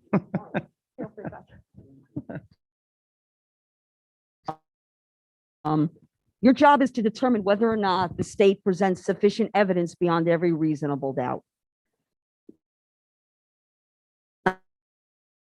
that a crime was committed, and 2, that the person accused committed a crime. Now, you may have a police officer test and you hear the testimony and review whatever information you gather. And ultimately, after you hear the entire case, because you don't make a decision until after you've heard all of the evidence, lawyers make final argument, and I tell you what the law is. And then when you go in the jury room, that's when you start deliberating. Say in your deliberations, you're questioning, well, you heard the officers testify, and you don't believe that there was sufficient evidence presented because maybe, you felt that something in the investigation was missing, wasn't enough for you. Okay. Are you going my goodness. Are you, perfect timing. Are you going to be able to Mr. Gonzalez not guilty because the state hasn't met their burden if that the police didn't do an adequate investigation in your mind, and therefore there was not sufficient state to the elements of the crime charge? Are you Yeah, going to he's not have a guilty. concern and say, well, you know, I feel bad, the police should have done a better, I am still going to find Mr. Gonzalez guilty? You see, that would be a problem. So I think that that's the question that counts. We just want one to be clear about this. The state's going to present evidence through, could be through audience, take that information and make a decision. If the evidence reaches that high standard of proof, and your decision can't be based on, you know, oh, you're angry because the police didn't do a good job in your mind. That'd be wrong, because then you'd be basing your decision on something other than the evidence. So are you, if you find, well, you know, there's not enough evidence here because there was a certain aspect not comfortable, the state was able to present sufficient evidence, are you comfortable returning a verdict of not guilty under those certain sympathy or anger at the police or whatever interfere with the I understand. Of course, I mean, he must be rendered not guilty because it's Right. just not enough. Okay. All right, because your verdict must be not guilty. The state doesn't meet their burden of proof. And again, if they meet their burden of proof, options. All right, is everyone clear with that? Yes. All right, all right, very well. Mr. Jahari, am I saying it correctly? Okay. So similar question to you. Are you open to always do a full investigation? Sometimes. Okay, why sometimes? Sometimes they may just try to get rid of a case quickly and they just do a haphazard job over it. Okay, and would you be comfortable if you felt that was the case and the state did not meet their burden, finding Mr. Gonzalez not guilty based on no problem with, okay. Mr. Sanchez. All the way.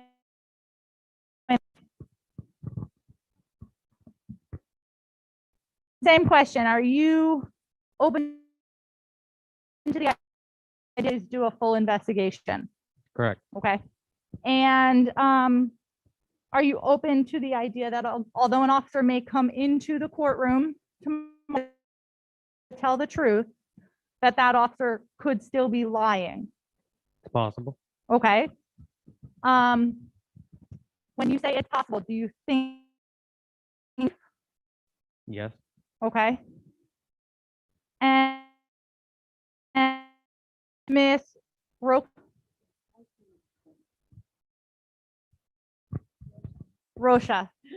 I looked at it and I was like, which one is it? Idea that a police officer could walk into the courtroom tomorrow, raise their right hand, swear to tell the truth, and still lie in real life.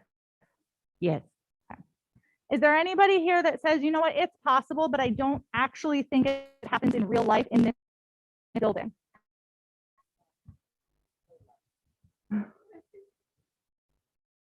In real life, in any building.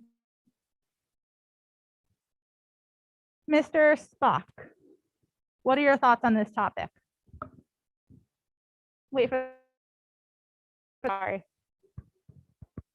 37, Mr. Spock. Yeah, anything's possible. Okay. Do you think it happens in real life? I think we've got to do it independently and make up our own minds. Okay. What would you use to make that judgment on a police officer that you see testifying? What would you use to weigh their credibility? I mean, experience, all the some like other cues, sure the different about. Meaning you would look at the case as a whole and compare everything. Yeah. Okay. I'm back to something you said earlier. Now, red shirt in the middle. I know you mentioned earlier that you had a not so favorable experience with police. Correct. Completely different police officers. These are not the police officers that you could possibly hear from tomorrow. Are to the testimony that you would hear here today or tomorrow fairly and set what happened to you in the past out of your mind? Yes, I would. Okay. Yes, I would. For anything that from that past experience you think would affect your verdict or some? No.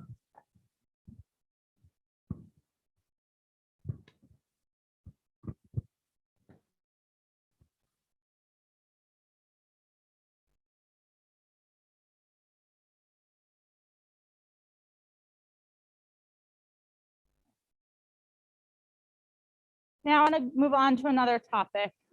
And the judge mentioned earlier that Mr. Gonzalez not testify in this case, okay?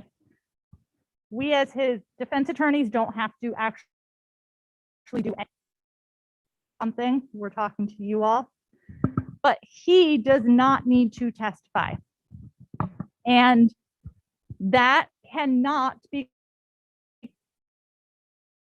Mr. Castillo.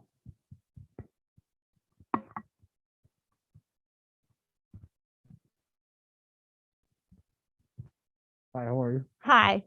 If Mr. Gonzalez does not testify, that when you go back into the jury room, you. No, if he doesn't want to testify, I'd be okay with that, honestly.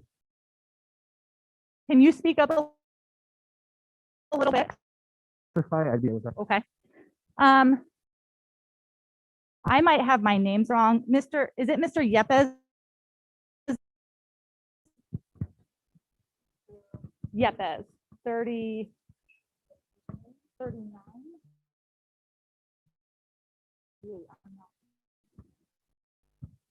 Mr. Yepes, what seat number are you sitting in? 60. 60. If Mr. Gonzalez does not testify in his case, is that something that you would think about in the jury room? No, that is his right. Would you wonder what Mr. Gonzalez would say if he had testified? Not at all. Toro in the white. Okay.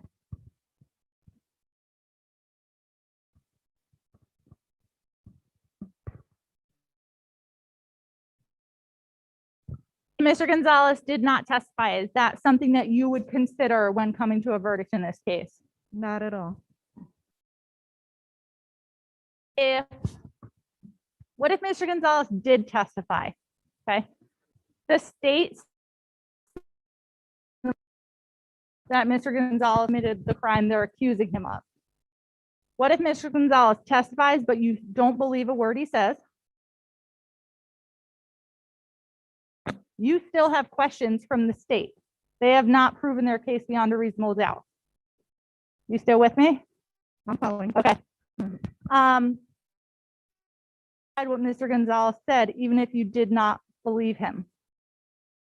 Yes, because has allegation to prove their case without a reasonable doubt. Okay. Everybody with me on that? I got a little confusing there. Okay. Miss Lasher, coming to you.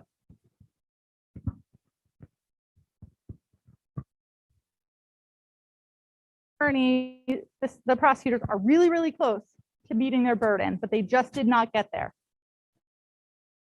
Would you consider the fact that Mr. Gonzalez did not testify and hold that against him or consider that in any way? No. Miss Rojas?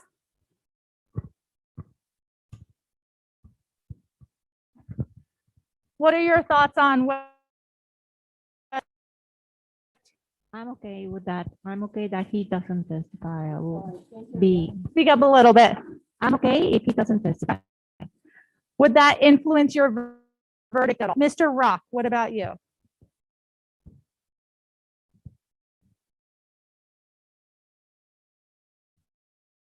Not at all. Okay. And Miss Wilson?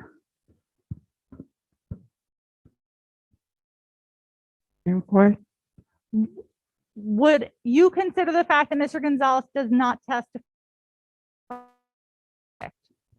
Okay, that it would have to be on the prosecutors to prove without a reasonable doubt.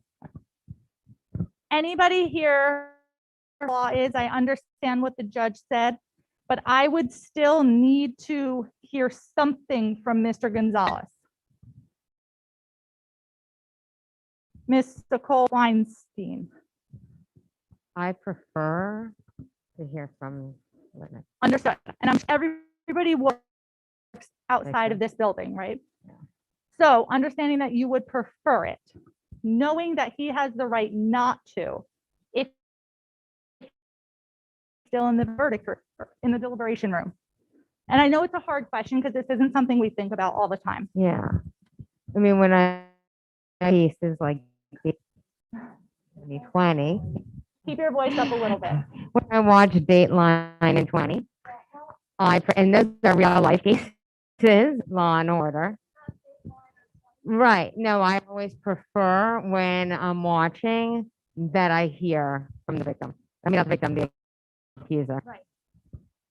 So Accused. sitting here now, can you guarantee without hesitation that if you were picked on the jury and you go into the deliberation room, that it would not affect you if you didn't hear from him?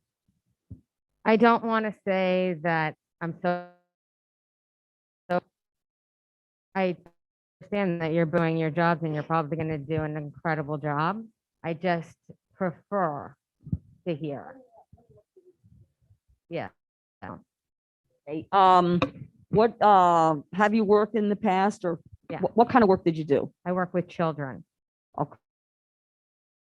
At school or? No, I've run a summer camp for like 30 years.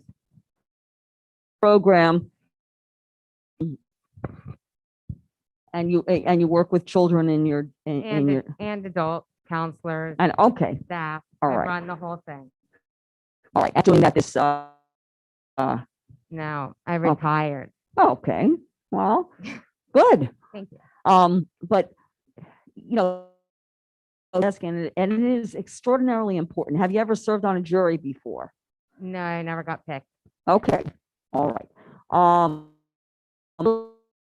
Ability that you do have is that you must ensure that you will hold the state to their responsibilities. Okay, so if the state does not meet their responsibilities of presenting sufficient evidence beyond every reasonable doubt, what would be your verdict? I would 100% give a fair verdict. I would agree. Proof they have, and I would Okay, not hold if it they don't, against. if they don't meet their burden of proof, if they don't they present don't, sufficient evidence out, what Right. would be your verdict? Well, then I would have to go with. There's two choices. Yeah, I would not go with if they can't meet, if they don't show proof and they can't prove it, then I would not. So it would be not guilty. Yeah, it would be not guilty. Would you be able to return a verdict? Okay, now, they failed to meet their burden of proof. And Mr. Gonzalez, Then what's your verdict? Yeah, I don't have an option. I'm gonna have to say not guilty. Because obviously if they didn't prove it, then and I'm not, I want to hear him speak, but if he can't, if he's not going to, It's not gonna change how I feel. Yeah. Even though, you know, and we're influenced by those shows, right? Dateline and 2020 and everything. And Where the, when doesn't it just, I feel like it would make it easier if they spoke. yes, it might, Yeah, it might, but, but that doesn't mean, okay, all right. Now I I just said understand. I would prefer it. Okay, but personal preference, opinion, Right. personal preferences cannot interfere with your judgment because your decision is that important, and we have to know that now. So I asked you about your work. Let's say there was something that you had to make a decision about in work.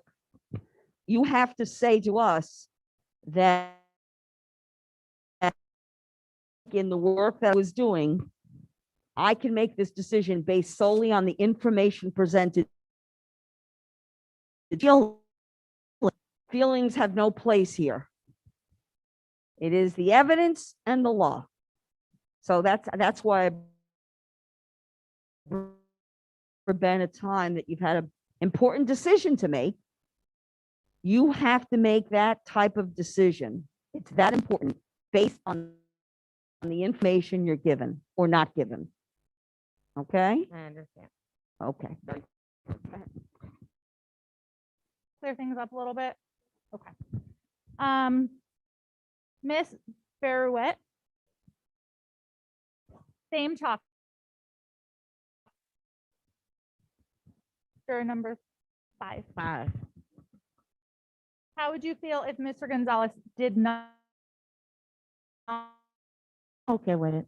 And if the state did not meet their burden, and you still did not hear from us, you'll be able to come back with a verdict. Yes. Okay. Miss Yasmil Hernandez. Two Miss Hernandez is right next to each other. They're number 18. Hi. House did not testify. Would you consider that when coming to a verdict? Oh, I'm fine with. Fine with that? What if the state was really, really close to meeting their burden, but did not? Would you still wonder what he would have said and possibly consider that? Okay, which one? That's fine with me. When you say that's fine with me, which way what do you mean?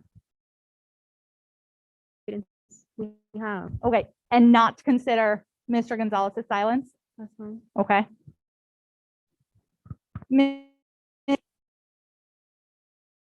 Jahari, right behind you.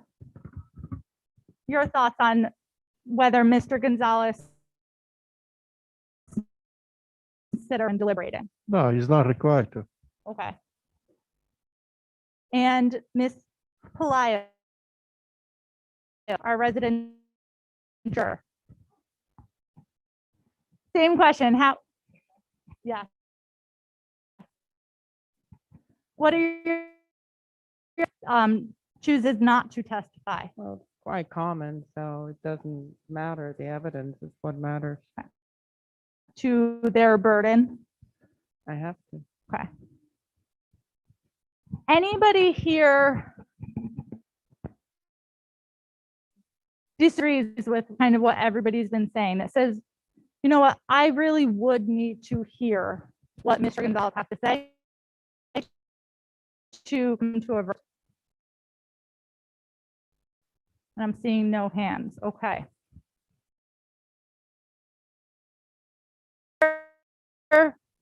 Ferrero?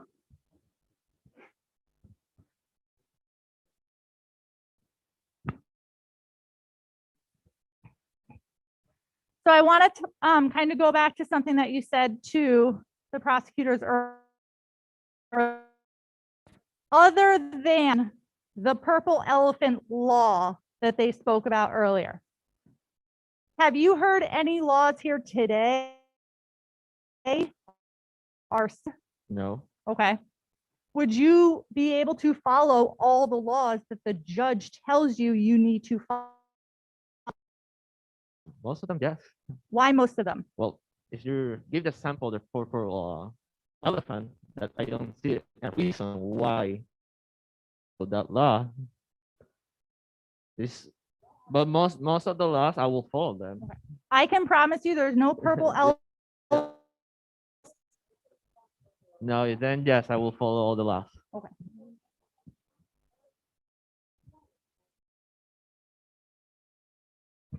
You may agree with whatever the law is, but it's not your responsibility to change sitting as a juror.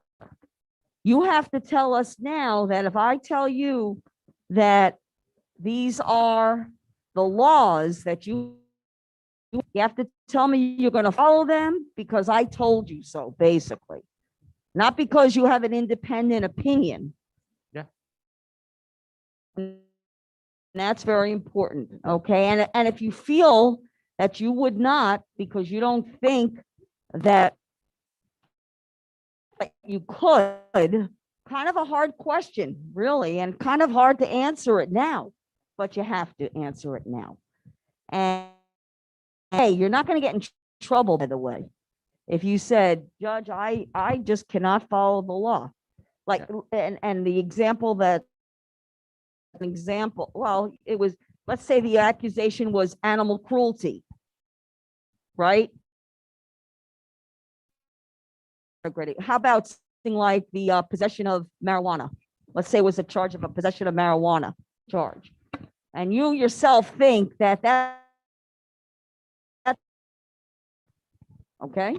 So, but you're on the jury here in selection and you feel so strongly about that should not be a law. But you don't tell us that. We don't, when we're asking, we don't know that. Then we would have to question the result if you were on that jury. Because the case was about a charge and you're on the jury and you felt so strongly it should not have been a law. So we'd have to question it. So that's the kind of feeling and understanding you have to have now. Okay. With that, follow the marijuana, I will feel like, yeah, I will be biased against the law. Right. You agree? We don't make the law here in this courtroom. Jurors don't create the law. It's a different branch of government. That's how our government is separated, with responsibility to the government is not to interfere with the responsibilities of another branch of government. Well, yeah, I can follow the law. Letting us know. All right, I'm going to kind of move topics again. Mr.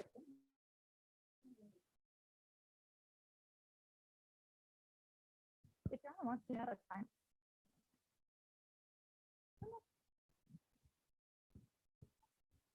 Promised that I would read to you, and it's the law on reasonable doubt.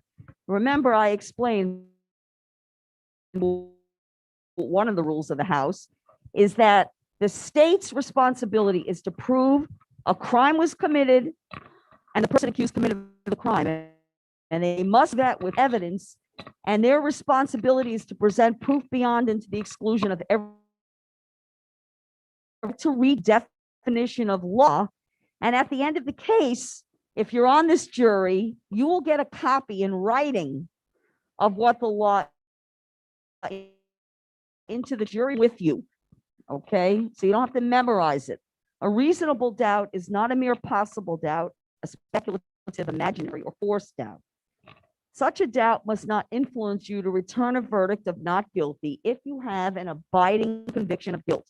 On the other hand, if after carefully considering, comparing, and weighing all the evidence, there is not an abiding conviction of guilt, or if having a conviction is not stable, but one which wavers and vacillates, then the charge is not proved beyond every reasonable doubt, and you must find the defendant not doubt is reasonable. It is to the evidence introduced in the trial and to it alone that you are to look for that proof. A reasonable of the defendant may arise from the evidence, conflict in the evidence, or the lack of evidence. If you have a reasonable doubt, you should find if you have a reasonable doubt, you should find the defendant guilty. And again, it's a lot of words. If you have a doubt that is based in reason, your verdict must be not guilty. Reasonable doubt, your verdict must be guilty. All right. Thank you. Sorry. Thank you, Judge. Ms. Bain, so hearing what in this case, do you think that the state's burden is too high? Wait for a microphone. That's my fault.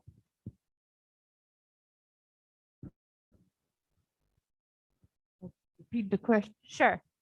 So the state of Florida, the burden of the case, and they must prove beyond a reasonable doubt that Mr. Gonzalez is guilty. Mhm. Do you think beyond a reasonable doubt? So, Okay. because they really have to prove that he's guilty. Okay. It's up to them. Mr. Finn, same question. So hearing what the burden of proof is, do you think it's too high? That, the state shouldn't have to that. No, it protects the citizens. Okay. And going to the back, Ms. Ross, they're going to bring you. Did you hear what the judge explained? Ms. Rojas, she is in the back row 32. Oh, my mistake.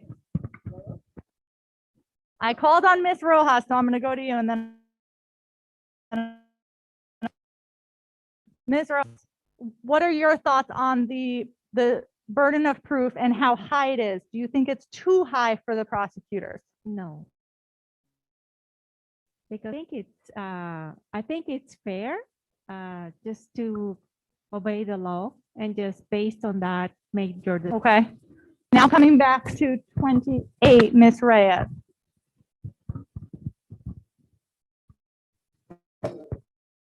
Okay. Okay. Did you hear what the judge had read out? Yes, I did. Okay. Do you think that the state's burden beyond a reasonable doubt, it's impossible to meet? Do you think that? No, Okay, why not? because they have to prove the case and they have to present everything. It's available, you said. Okay. Mr. What are your thoughts on the state's high burden of proof? It's their job to find all the necessary evidence to convict. So if it's not there, the gentleman shouldn't be convicted. Okay. Is there anybody here that does think that too high? Okay, and I'm seeing no hands. Miss, do you think, now we spoke about law enforcement officers, police officers, and police officers. What are some reasons that a civilian, just a regular person, might come in? Can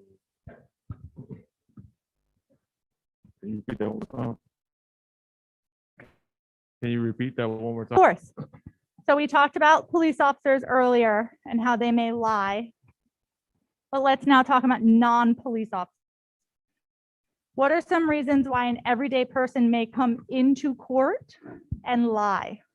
If there are any. If you can't think of, if you can't think of any, that's a perfectly okay answer as well. No, I don't think it's common. You don't think it's common? Okay. You think that an individual can come into the courtroom, non-police officer, and not be true? You think a witness can come in and not be truthful? Yeah, they can come in and not be truthful. Yeah. Okay, so saying it another way, do you swear to tell the truth and still not be truthful? Yes, I believe that. Oh, And why that happened? I don't know. Okay. Do you think it swears to tell the truth and still lies? I don't think it's common, but it's possible. Okay. Number 4. So same questions. What are person, a witness may come in and swear to tell the truth, but lie about their testimony? They could be biased towards one side or towards what the lie. Okay. Do you think it's common? Do you think it happens in real life? I don't know how common, but I definitely think it happens 50% of cases, but it happens. Okay.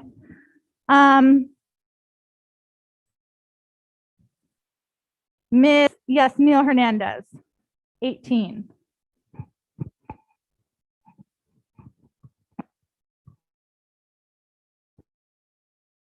Do you think it's common or possible that an everyday person or a witness comes in, swears to tell the truth, but still lies?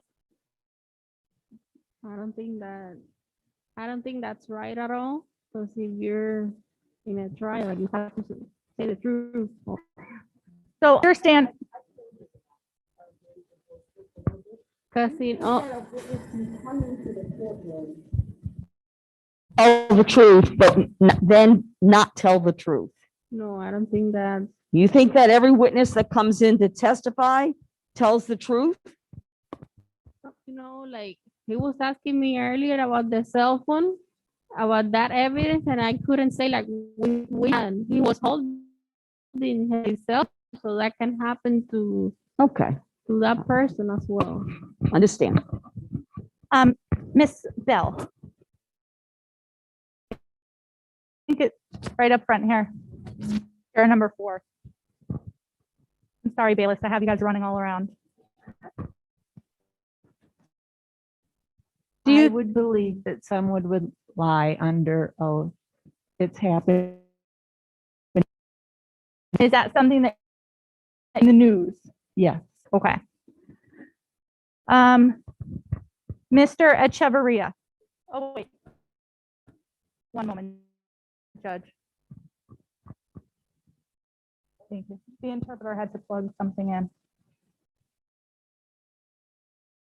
in. Mr. Echeverria. Right here in the middle.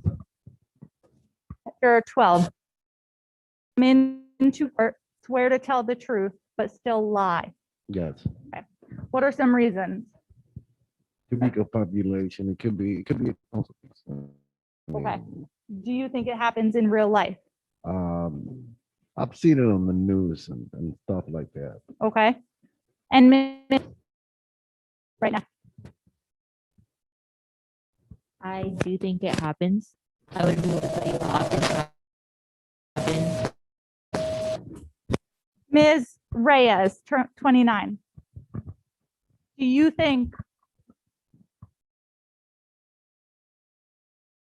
a witness would come swear to tell the truth on the witness stand but still lie? Yes. Okay. And what are some reasons why? There are many reasons. They got paid for it. They want attention. There could be a numerous amount of reasons. Okay.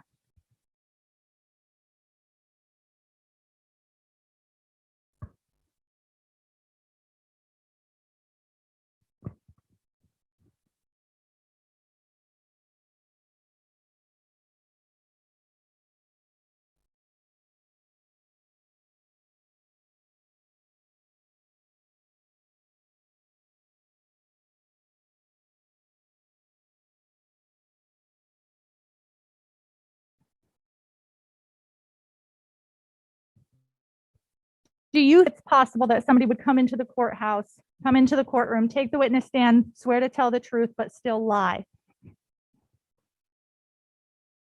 Do you think it happens in real life? Yes, I do. And Mr. Rock, juror 29.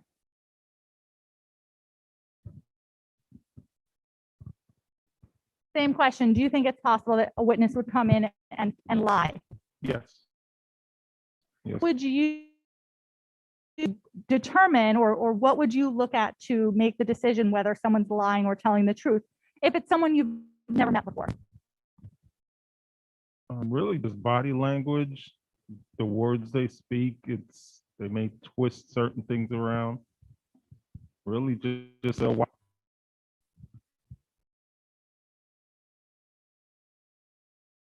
right, Miss Brown, I'm gonna come back to you one more time. Your spouse is an attorney, correct? Yes. Okay. Do they do criminal law or civil? Doesn't do either. Doesn't do either. No. Not civil or criminal. No. Okay.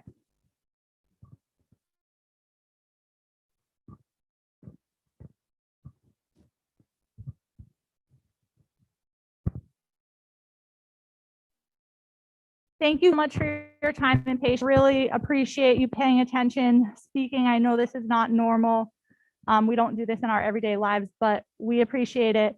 And I'm just going to meet with the lawyers outside with the court reporter just for a minute, please. 3 minutes, okay? Thank you. Need to stretch your legs or use the restroom, go ahead and do that.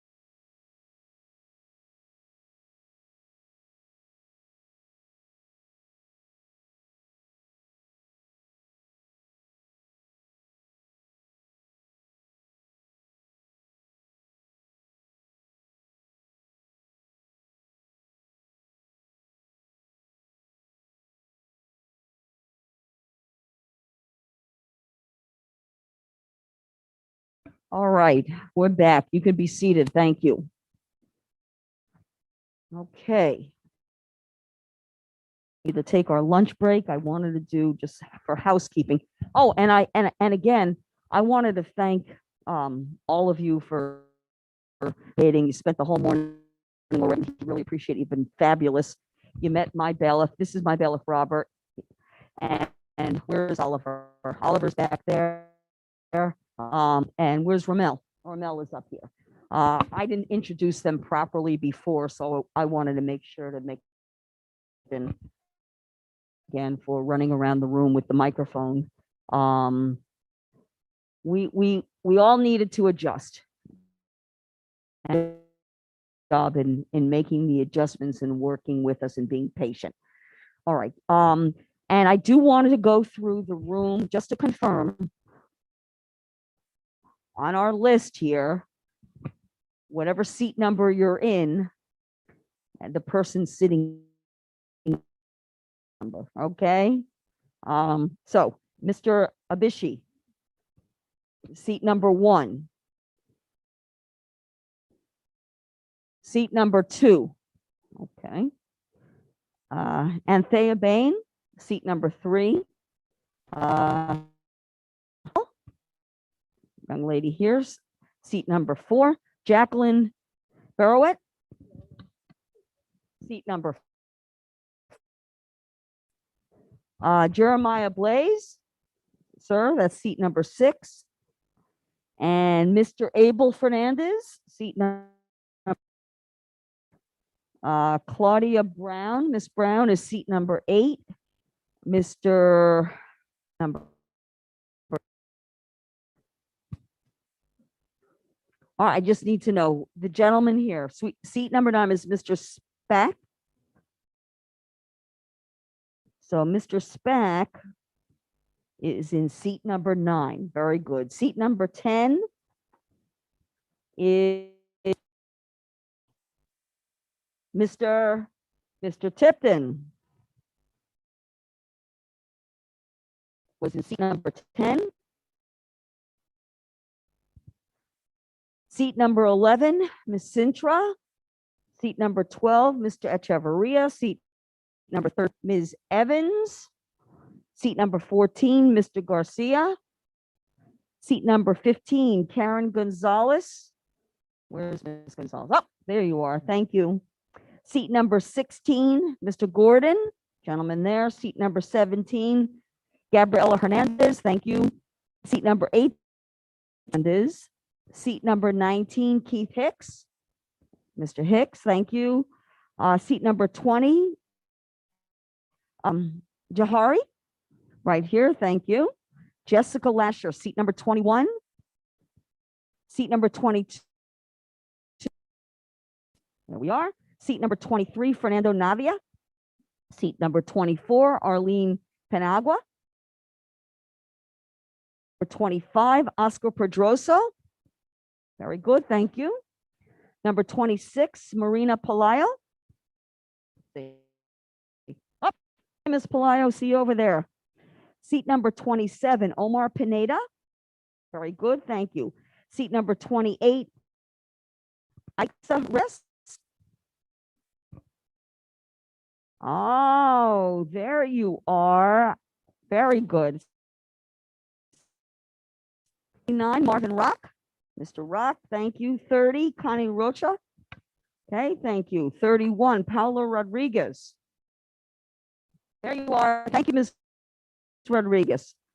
32, Diana Rojas. Very good. 33, Joy Riley. Right there. Thank you, Sanchez. 34. Thank you, sir. 35, Adrian Ferrero. Oh, very good. Sokol Weinstein, 36, right here. Thank you. 37, Derek Speck. Is not Derek Speck. Who's in seat 37? Is that Mr. Castillo? Just tell me who's in seat 37. Castillo. Okay, Mr. Castillo is in 37. And who's in 38?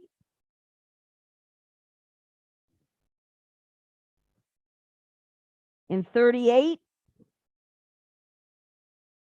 Toro. And who's seat 39?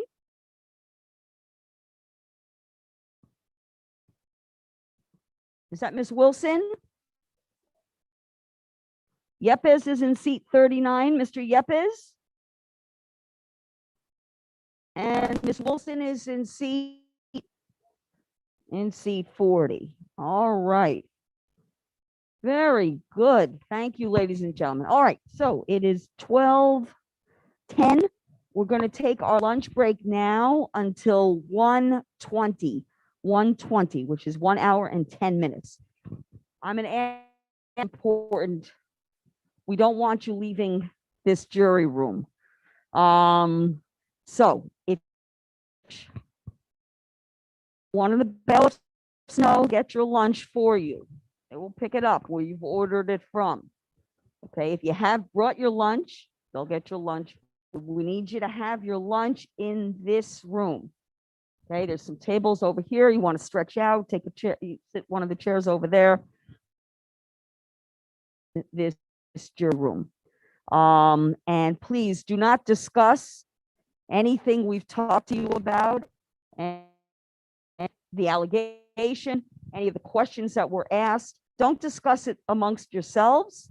Also, please, again, remember, don't do any to try to gather information. We gave you a lot more information today, but you haven't heard any evidence. So please do not taint, just spent several hours together. And it's important not to taint the work that everyone is, because then we're going to have to strike this whole group and start again. All right, so avoid the temptation of going on your phone, trying to Google, gather information, do research, investigate law, because I will give you the law on grand theft. Don't look it up. Nothing. Okay, you can go about personal business if you like, certainly. All right, so we're going to take our lunch break again now on 1:20, and we'll see you back here. Thank you.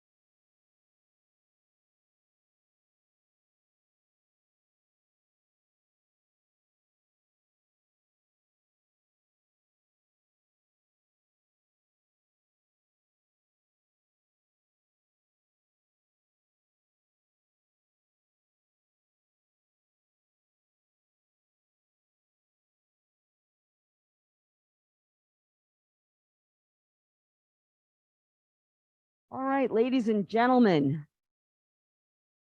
Lunch, we're ready to let you know who will serve on the jury. And if you hear your name, I am because you've been selected to serve on the jury.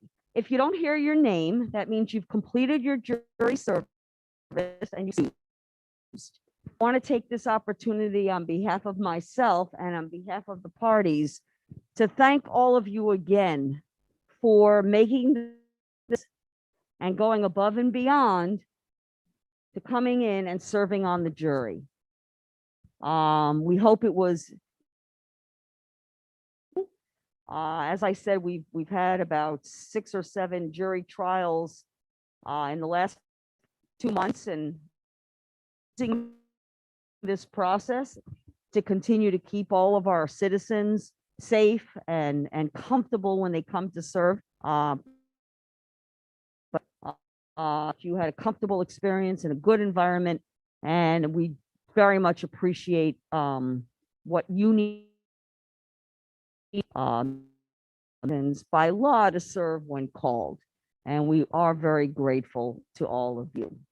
So again, if you're your name, please stay in your seat, and I will give you some instructions for tomorrow morning for as the trial continues.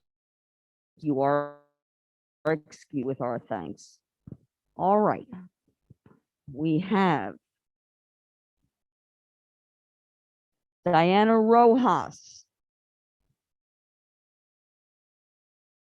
We have Sanchez. We have Arlene Paniagua.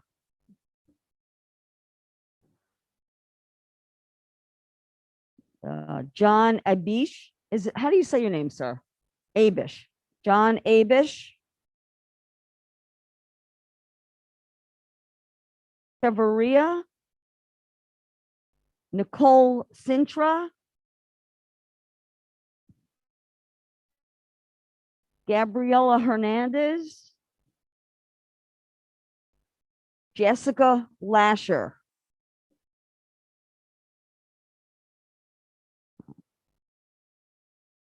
And let's see if I have everyone.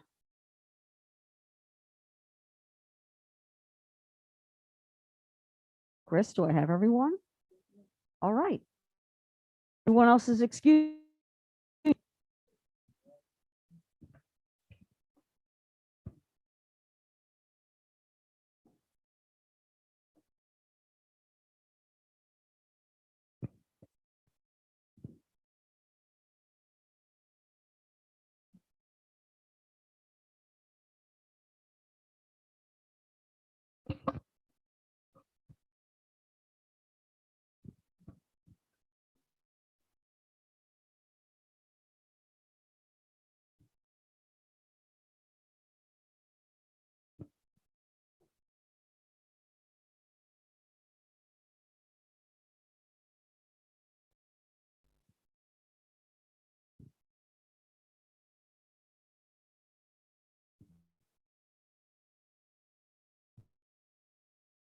You were gonna help them out.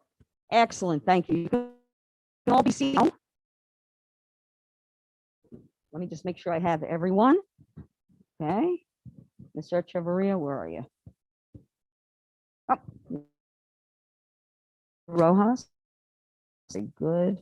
Sintra, very good. Hernandez, excellent. Abish, thank you. Lasher,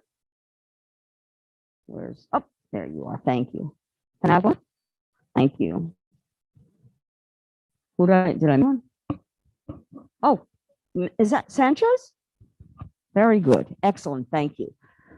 All right, now I'm going to need you to stand, please. And my clerk, if you would please face Chris, so he will swear you in.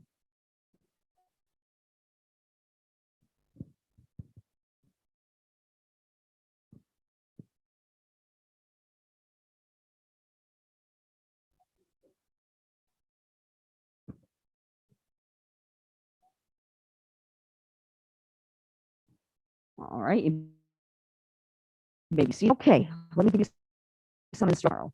We do expect that opening statements will begin. We'd like to start by 9 to be here at 8:45 if you would.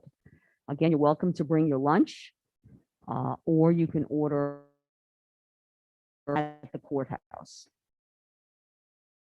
You though, if you do bring it. Opening statements again, 9 o'clock, and I expect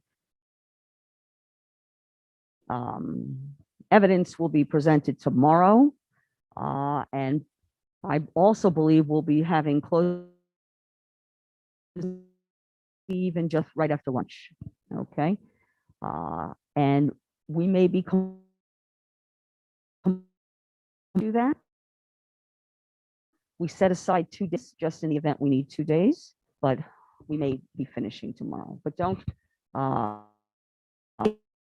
make any plans, at least, for tomorrow. Absolutely not. And of course, leave Thursday open at this point.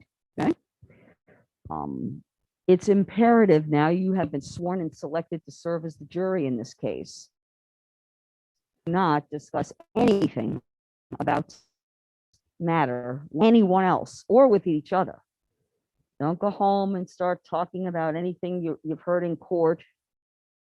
Talk to each other about anything that you've heard so far or anything that you will hear, because ultimately independent decision and then the jury as a whole as to whether or not the state has proven the crime charge and whether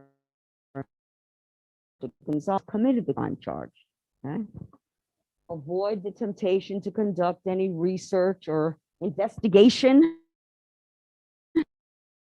Google that. There's information about everything, everyone out there in our world. That's not evidence. Okay. So please don't taint this panel engaging in type of activity. You're sworn now to serve on this jury. So continue to maintain the integrity of the proceedings and avoid to do research or investigation. If you see any of us room, we're going to ignore you. We're not going to answer any questions. We're not going to even say hello. Good morning. So all of the parties here are instructed, please, no contact or communication with any of the jurors. You know, walking into the courthouse, just turn away. If we see you in the elevator, being rude, but we're not getting in the elevator. Okay, so avoid any appearance of anything because it could be misinterpreted again. Now, if you have any issues, I think Robert had a business card, which has, of course, our chamber's number. If you have any emergency, let us know what's going on. We don't wish it on anyone. We don't hope it for anyone, but we do need to know because we're tomorrow so we can proceed on time. But there are things that happen that are not predictable. So just keep us informed. And have any issues that come up at any point, Robert's the person to go to. Go speak with him question or issue is, and he will let me know and we'll do our best to try to resolve whatever the concern might be. But this is your priority now for the next day and possibly 2 days. Oh, sorry about that. That's on duty call. So, in any event, again, let Robert know if you have anything that comes up. If you're not feeling well, anything, and he'll make sure to take care of that, and we'll try to help you out. Parking's taken care of as well. Continue with that. I think we still use the same juror badge for for your parking. Let Robert know. He will take care of it. Anyone have any questions? Okay, so I'm going to ask, same procedure. You come to the front of the courthouse. You'll be met by Robert. I'm going to ask you to drive. Okay, so that way, there's a little wiggle room always. Traffic is starting to pick up. I guess I'm say great, and on the other hand, we're starting to, get back into the swing of things. So you might want to leave a little bit earlier. It's better to rather than late. 8:45, and Robert's going to take. He's going to take out of here. Oh yeah, we're going to be in courtroom 4-1. It gets really cold in the courtroom. Now in the courtroom, I think, filtering the air, and I think that even makes it colder. So if you have a sweater or a light jacket that you want to bring for your comfort, I would suggest that. Also, I don't have a problem if you bring, a bottle of water, and you in the jury area, and drink it during the proceedings, but again, keep you from, sometimes people need to have some water handy or something else like that. Okay. Questions? Okay, it looks like we're good to go then, ladies and gentlemen. We'll see you tomorrow morning at 8:45. Thank you so much.